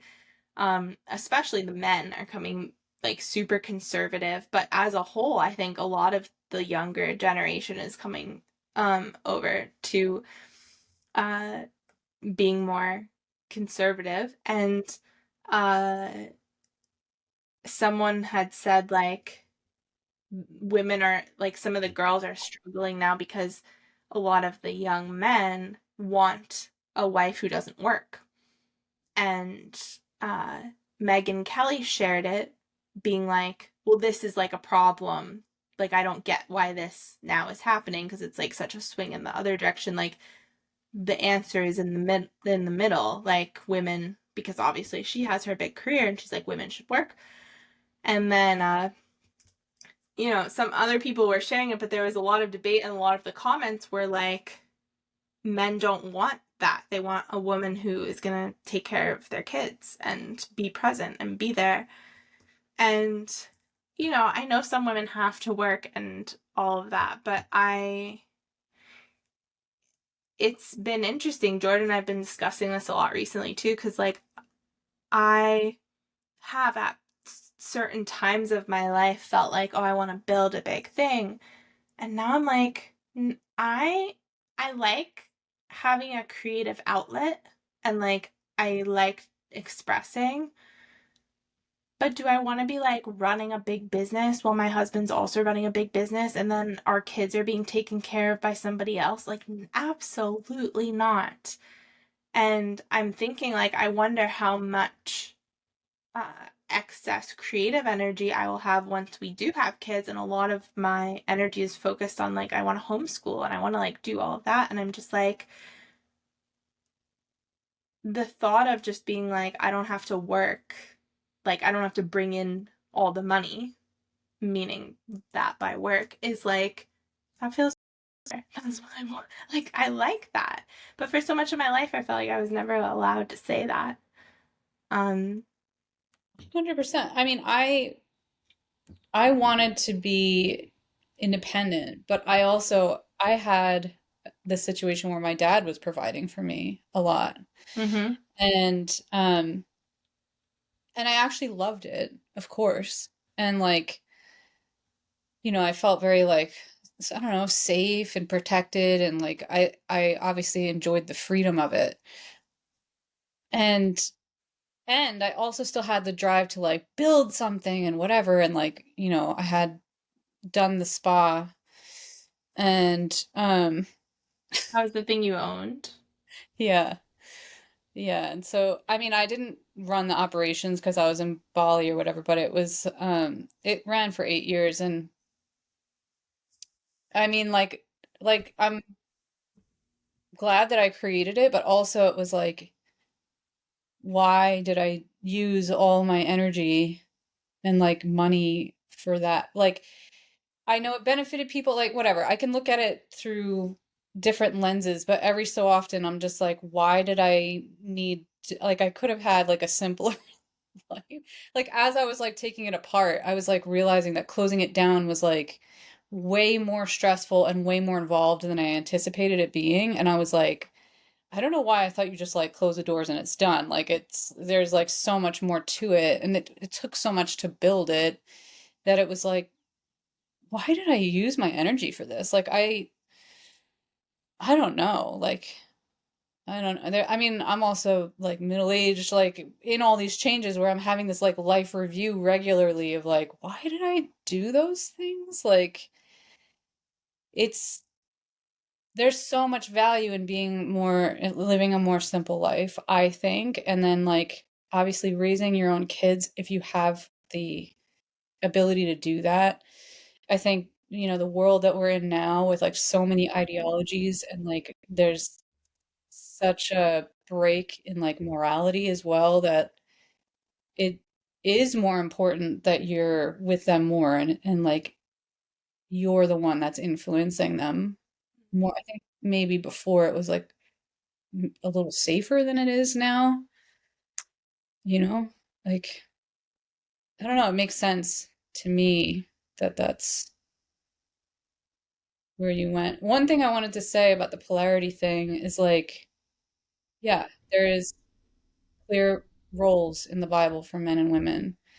And people it's funny to like look in again at like new age and all these different sort of spiritual practices and or personal development practices. It's like so many of them are like counterfeit. Yeah. Like it's like they talk about it in the Bible, like these are just the counterfeit experience of the real thing. Like if you want the real thing you can have it. Like I don't know, I consistently think like you're so willing to like try anything. Why won't you try the Bible? Like, Yeah. Isn't it so weird that that is the main thing people are like, against and afraid of, and I was too. It was like such a it's so weird now because it wasn't logical at all. Like if I actually had thought about it, it made no sense why I would be so open to everything else but against that. I just thought like Christianity was for dumb, naive people that didn't know anything about like real spirituality. And now I'm just like, what? I still hear that from people. Someone actually said to me, like, I have more capacity to be able to hold that all the things are true, all the religions are true, or whatever. And I was like, you literally just gave me like an insult, but pretended it wasn't. And like, and it was just like you're on the outside of it. Like you're not, you don't know what you're saying in a way. And like, also you're talking to me as if I didn't already have like a huge life. Like I had so many different experiences and you're telling me that like I just chose to be like dumb and naive. It's Yeah. like, what?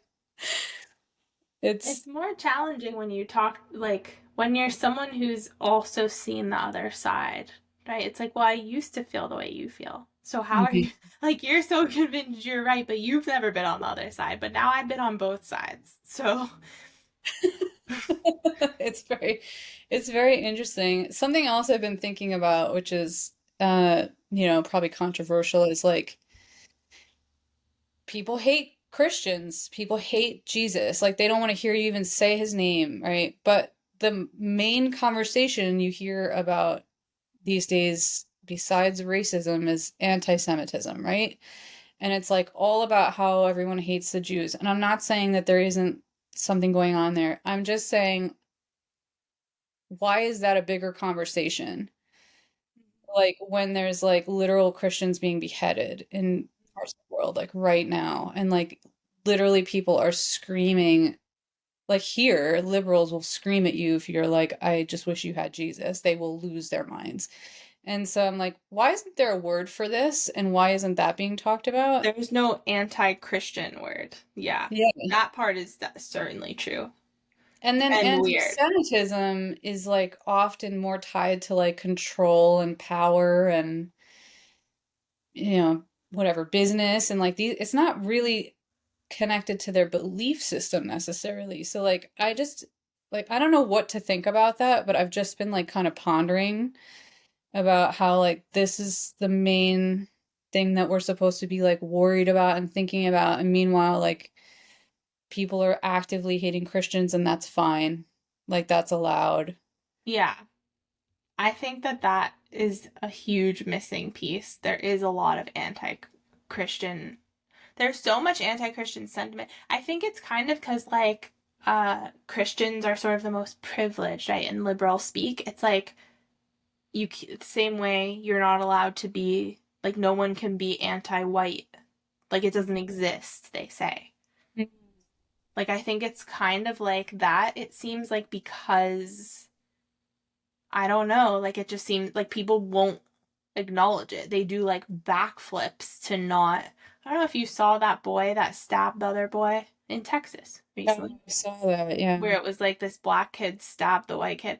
And what was so crazy was like uh even the kid's dad who died, like everyone was so quick to be like, it's not about race, it's not about, and then they made the black kid like this hero in different newspaper. They were just like he was being provoked and whatever. And it's like, what world are we in where someone can stab this? Like, what is going on? You're not going to tell me that there is no, like, there is more violence among the black community than with white kids. And, like, it's something people have to be honest.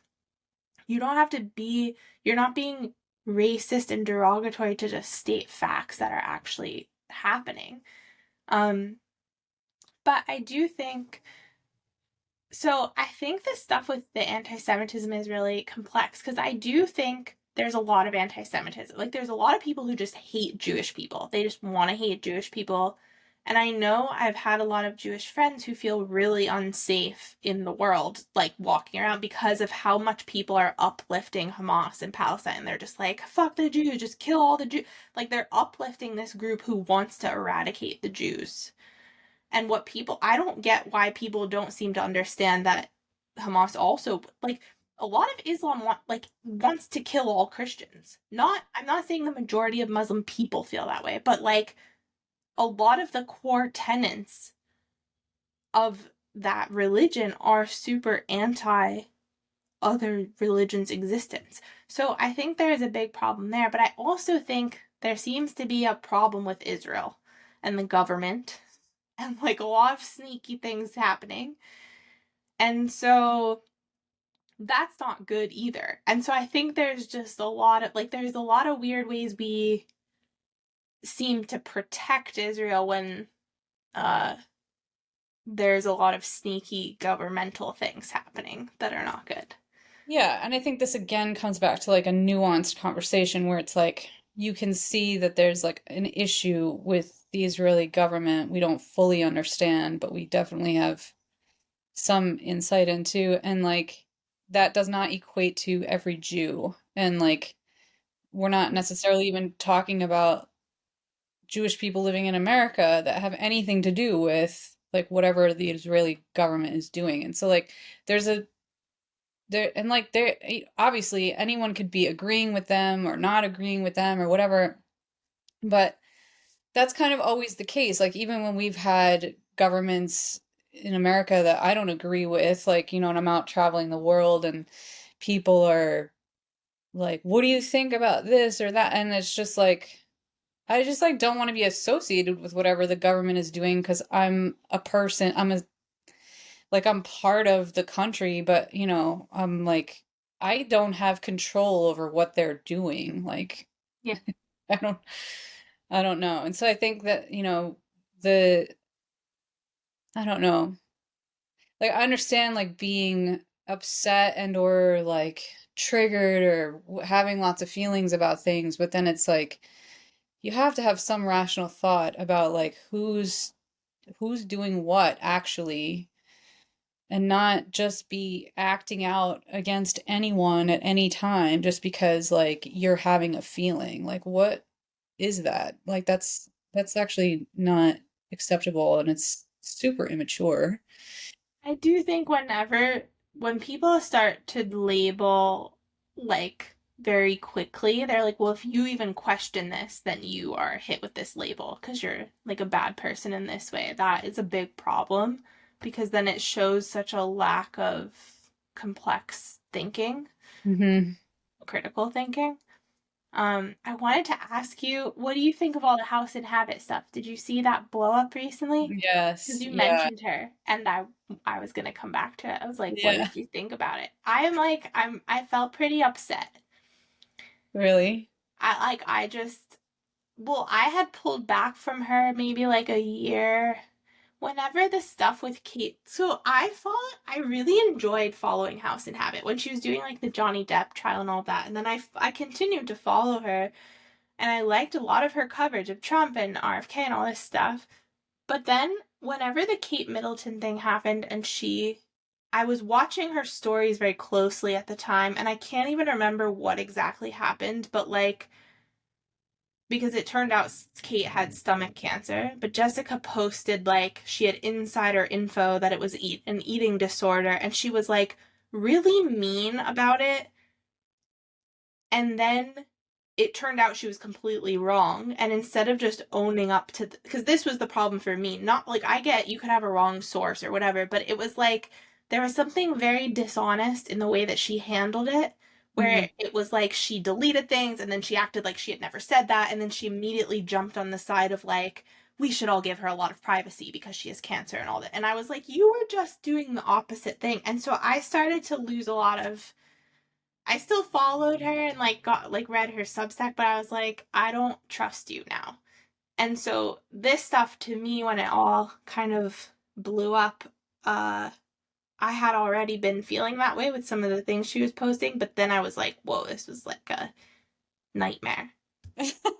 It's like an And then explosion. she kept making it worse. Yeah. Every single thing she did. I don't know how much of it you have seen or what, but and maybe people listening won't have any clue what we're talking about. But I just I couldn't believe how you can like mess up so much in public and then everything you do just like deepens it and makes it more and more. I was like, you need to be quiet. What are you doing? This is making it way, way worse for you. But that stuff also makes me think like I don't know, maybe she was always this way, but then I'm like, was she demonically like oppressed? Like, has she been attacked and sort of taken over in some way? But I mean, what was interesting for me was that like a couple weeks prior, Adrienne from Capitalism and Glitter on Instagram, like I met her at Caroline's wedding. And so then like she was talking about potentially writing something for House and Habit or like collaborating with one of her writers. And because they were already trying to pull some of her research into one of their articles. And the way that that played out, and now she's made that public, is like it was, it just did not have a lot of integrity on House and Habit's side. And so it was like, what is this? And I was like, I don't think you should get involved in this. Like, it was just like, I'm like, I did not expect this from her. I thought I wasn't paying attention to the Kate Middleton thing so much, so I didn't catch that. But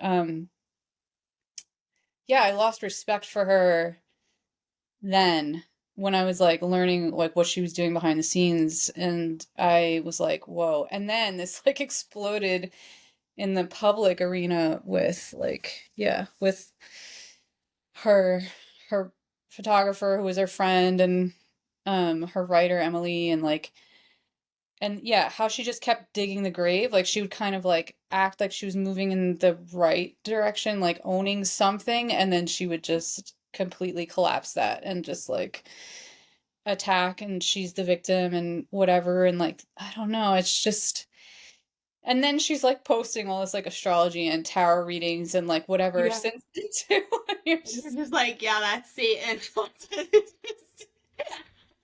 I get it. you just slid right in there. Like you're all right.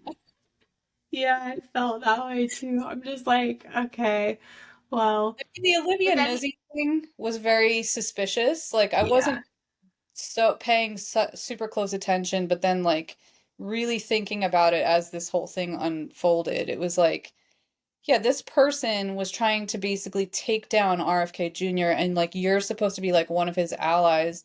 You've now gotten into the White House. You're super close with this person who's wanting to take them down. Like, and apparently her where whatever her connections are suspicious to Olivia's, and like, and I was just like, I don't even want to know all of this, but also like they are in the White House now, like yeah, as press, and so like it feels like I should have an eye on it a little bit just because I am trying to pay attention to some things.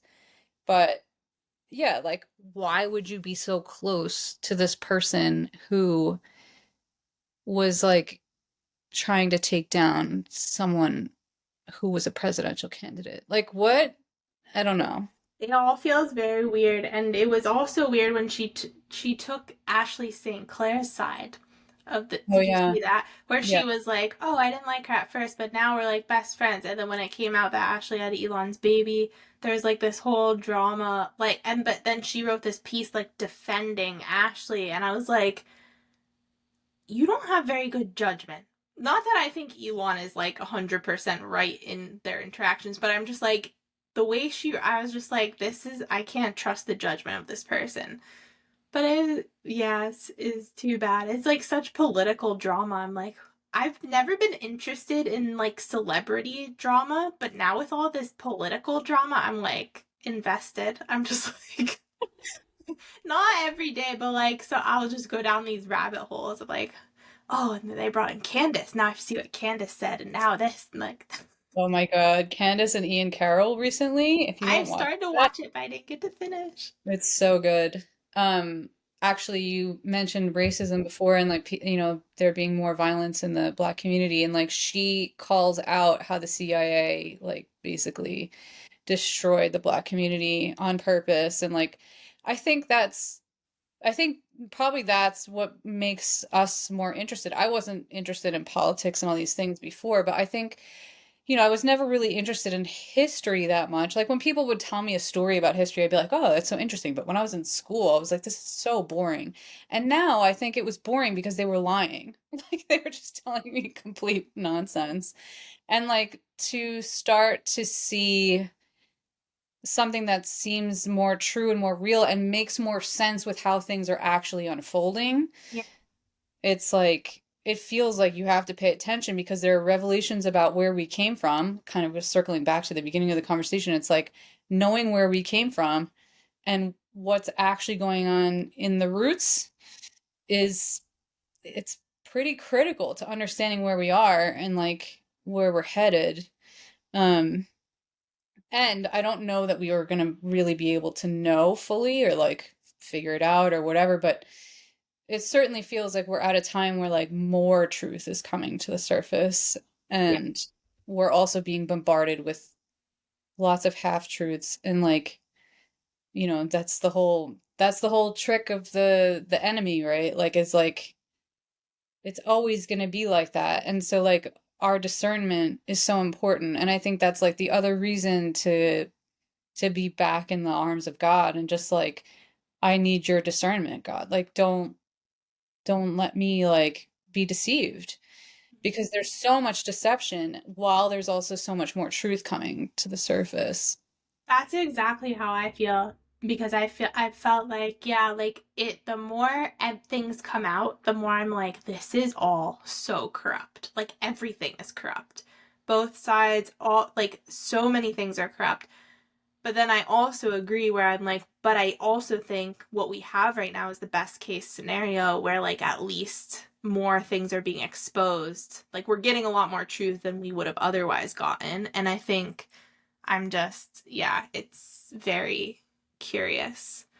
Yeah, I mean, I don't think there was any, for the world we're in and the way things are, like, I don't think there was any silver bullet. And I think maybe there's people who think that one administration over another was going to be some sort of silver bullet fixing everything. It's like, I don't think that's possible. I think this is like a long, long, long game. And I agree. Like, I think we're in the best case scenario, but like, there's nothing perfect about it. Like, it's just like, there's definitely things being brought to the surface about that and like potential, influences. The country that shall not be named, and like it's like, what does that all mean? Like I don't know, and I just feel like for the most part there's so much going on and it's like pretty chaotic, and I think that like the wisest thing for any of us to do is just like sit and watch, like stop reacting to everything that happens. There's also so much happening every day, like there's so much more change, it's so quick. It's like just sit back and watch and see what happens. Like we don't have control, and being emotional about it is not like helping anyone. So like Yeah. we don't know what the outcome is. No, I agree. Sometimes I'll take a few days or like a week off of X and then I go back on and I'm like, wait, what did I miss? I missed all this drama. And then I have to like go dig and find, I'm like, wait, so many things can happen in like a day. Like you take a day break and you're just like, I always take Sundays off now. We like turn off screens. Oh, nice. Uh, it's really nice actually. It's been one of the biggest changes I don't remember exactly when we started, but we've been doing it for a while now and it's been just like necessary because no matter Mhm. how hectic and like attached to your phone you can get during the week, there's like a forced like 36-hour break That's awesome. that we pretty much stick to 100% of the time. Sometimes like we sold things this Sunday, so someone had to come to our house, we had to turn our phone on to interact with them, but like most of the time we just but it's even that day break sometimes I like come back on Monday and I'm like what's going on, and then I'm like but then some days I can't look at it because I'll just get sucked into it for hours. And I'm like, Yeah. I can't read anything political today because I actually have things to do. Like, I cannot. It can take hours. It also can drag you down depending on what's going on and like who you're seeing, like all the different reporting that's going on. It's a couple days ago I was pretty inflamed myself and having fatigue and stuff, and I had a friend who was sending me a bunch of things, and I was looking at my own things too, and then she's like sending me things that like it was about like the Muslim city that they're trying to put in Texas, um, and like put in Sharia law, and like there were these men, I guess it was a podcast or whatever that they were talking about, and they were so hateful, like they just hated, it felt like they hated Americans, they hated Christians for sure, and like they were just like, we're gonna conquer them, and like it was, and so there was like that, and then she sent me something else that was like unrelated but still like a world thing, and I was like, I actually can't take in any more of this. Like I sent her a message and I was like, I need a break. I don't want to look at this stuff. Like it's it's causing harm to me, and like I just need to be close to God right now, and like that's, I don't know. Like when I'm like really getting lost in things, I'm like just I need to separate from all that and just come back to the quiet stillness of God and just Yeah. not engage. I notice that if I look at it, and this is the easiest time to look at it, so it's like you have to be really careful. If I go to look at stuff like that when I'm already in a low mood, then it just is terrible. Like it'll, because then I'm just like finding evidence. I'm like, oh no, everything is the worst. So Mhm. it's like, but if I look at it when I'm in a great place, like I'm happy, I'm resourced, I'm like, I'm feeling good, then typically no matter what I find, I don't get too, like, I don't tend to get all like attached to it and like invested energetically in it. I'm just sort of like, oh, look at that.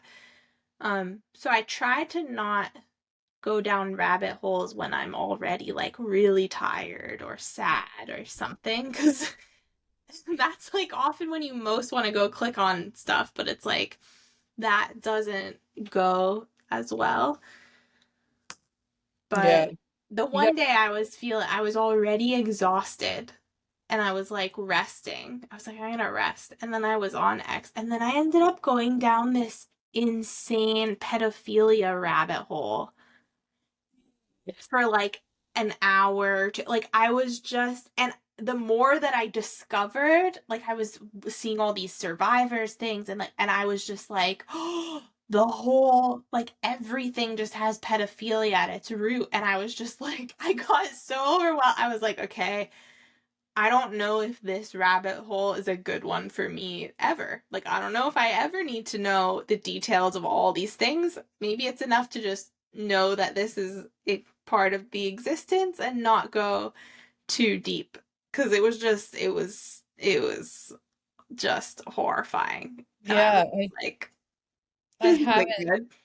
delved too far into it because I know I will not really be able to recover from it. I don't recommend it. It was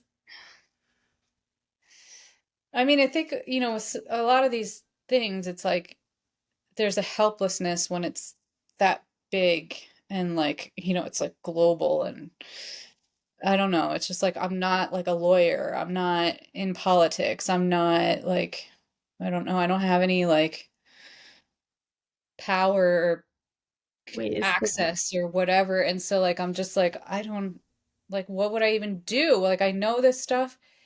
You know, and then I think if I was like a victim, I'm like I would want somebody to know about me. I'd want someone to care. I'd want somebody to fight for me, and like I think that, but then I'm like I don't think I have it in me. I just, well, not for that particular thing, but I don't know. yeah, I don't know. I also don't think it's all.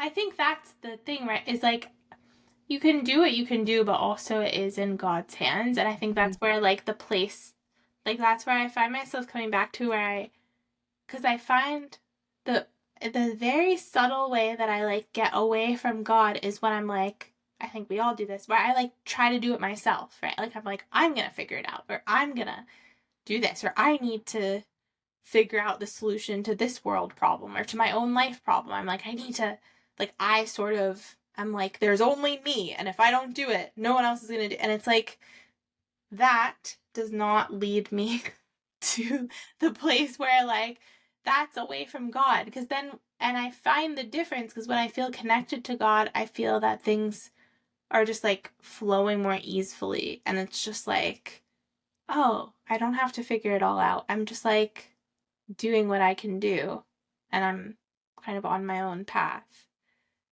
Yeah. But there are also times where people say, like, you're just supposed to take a step, like, you're just supposed to take action and God will show up in whatever action you take. And Yes, so but I I've find had that people like, say that to me about like my decisions about where am I going to live. I'm like waiting for like God made it clear to like close things down, but like he hasn't made it clear like where I live. yeah, And I've been reviewing how did I find the other places I lived and how did that feel and like all these things.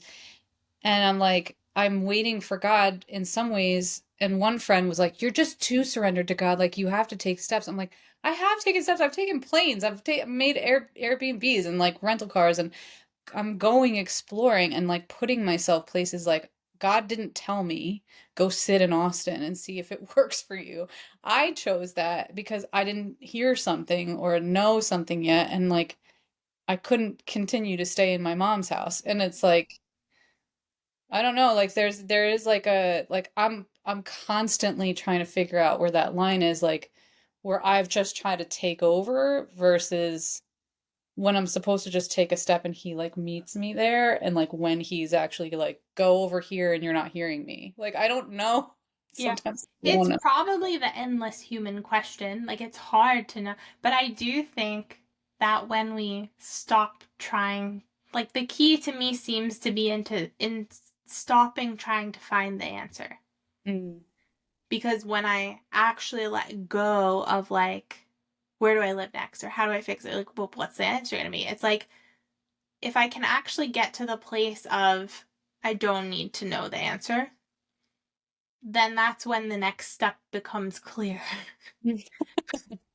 But it's the hardest thing to do because it's really hard when you have like a thing. For me, it's been big with my health. It's been like, what am I, but I need to do something. I need to figure it. And it's like the next it stops working when I start doing that. mm, And it only is working when I like I'm like I don't need to figure it out. I'm mm. okay. Like, and then things just sort of like appear, or it's like, oh, this. But it's not coming from that place of like I have to figure it out and make the next decision. But it's so tricky. It's hard. Yeah. Yeah. This existence is very it's a strange one. Life is challenging. Um, okay, is there anything else you want to end with that we didn't get to touch on? Anything else you wanted to Um, share? the thing that feels important to say is like, any time like I've only been on a couple of podcasts, but like and they weren't like big podcasts or anything, but I think, for anybody who is like curious about God and or Jesus, like a lot of people have like the aversion to Jesus, right? And like I just want to say that, you know, just talk to God. Like don't overcomplicate it. Don't feel like you have to understand all the things, but I feel like genuinely earnestly talk to God and ask for truth and ask for him to lead you and like be humble with him and like just see where that goes. Like you don't he may lead you to Jesus. Like he may teach you other things that I don't know about. And like I just feel like if you have any curiosity at all, like I just want to say that because I think people instantly are like, I'm not a Jesus person. So don't be. Talk to God. That's what Like, I did. yeah. I couldn't quite get to Jesus at first. I was like, but I could say God and kind of I also think it comes when you for me it was like the willingness to talk to God without getting an answer or without even knowing if I ever was going to get an answer or just sort of like be like I don't know if I'll ever believe, but I'm still going to just do it and try. And then somehow in that showing up came God. And I was like, "Oh, I believe in God. I feel God." And like, when did that happen? Yeah, that is an important point. I think I was the same, where it was just like, I'm just gonna keep talking to him. It doesn't matter if I hear him. It doesn't matter if I know that he's there or talking to me. I'm just gonna keep pursuing him. And like, I don't know. It was almost like I felt compelled to as well. It was like, I'm just gonna keep talking to him. It doesn't really matter what anybody else is saying. Like, I don't have to have everybody else's beliefs and all these kinds of things. And, it was so much about having a relationship with him and also getting out of myself and also getting out of like, it almost felt like I was like messing around with all these like lower gods and lower things. And it's like, why am I in this when I can just have a relationship with him? And like, what am I doing? And so, yeah, I don't know. I just feel like people are lost. They are searching. They don't know what they're searching for. And, I felt found in God and in Jesus ultimately, but it started with God, and God has the plan. Like the Father has the plan. I actually read that in the Bible and I forget where it was, but I was like, the Father has the plan. No wonder, you know? So, yeah, I don't know. I just want to say that. Yeah. Well, thank you so much for joining me. It's been so much fun to talk through all of this with you. It's been so fun to talk to you. It's like been reading your work and seeing you and Jordan and just like so appreciating how you both speak and articulate and like watching you even like change your mind about things and all this stuff. It's been like so lovely and refreshing, and I've really enjoyed it. And like just to be able to actually talk to you one on one has been amazing. So thank you.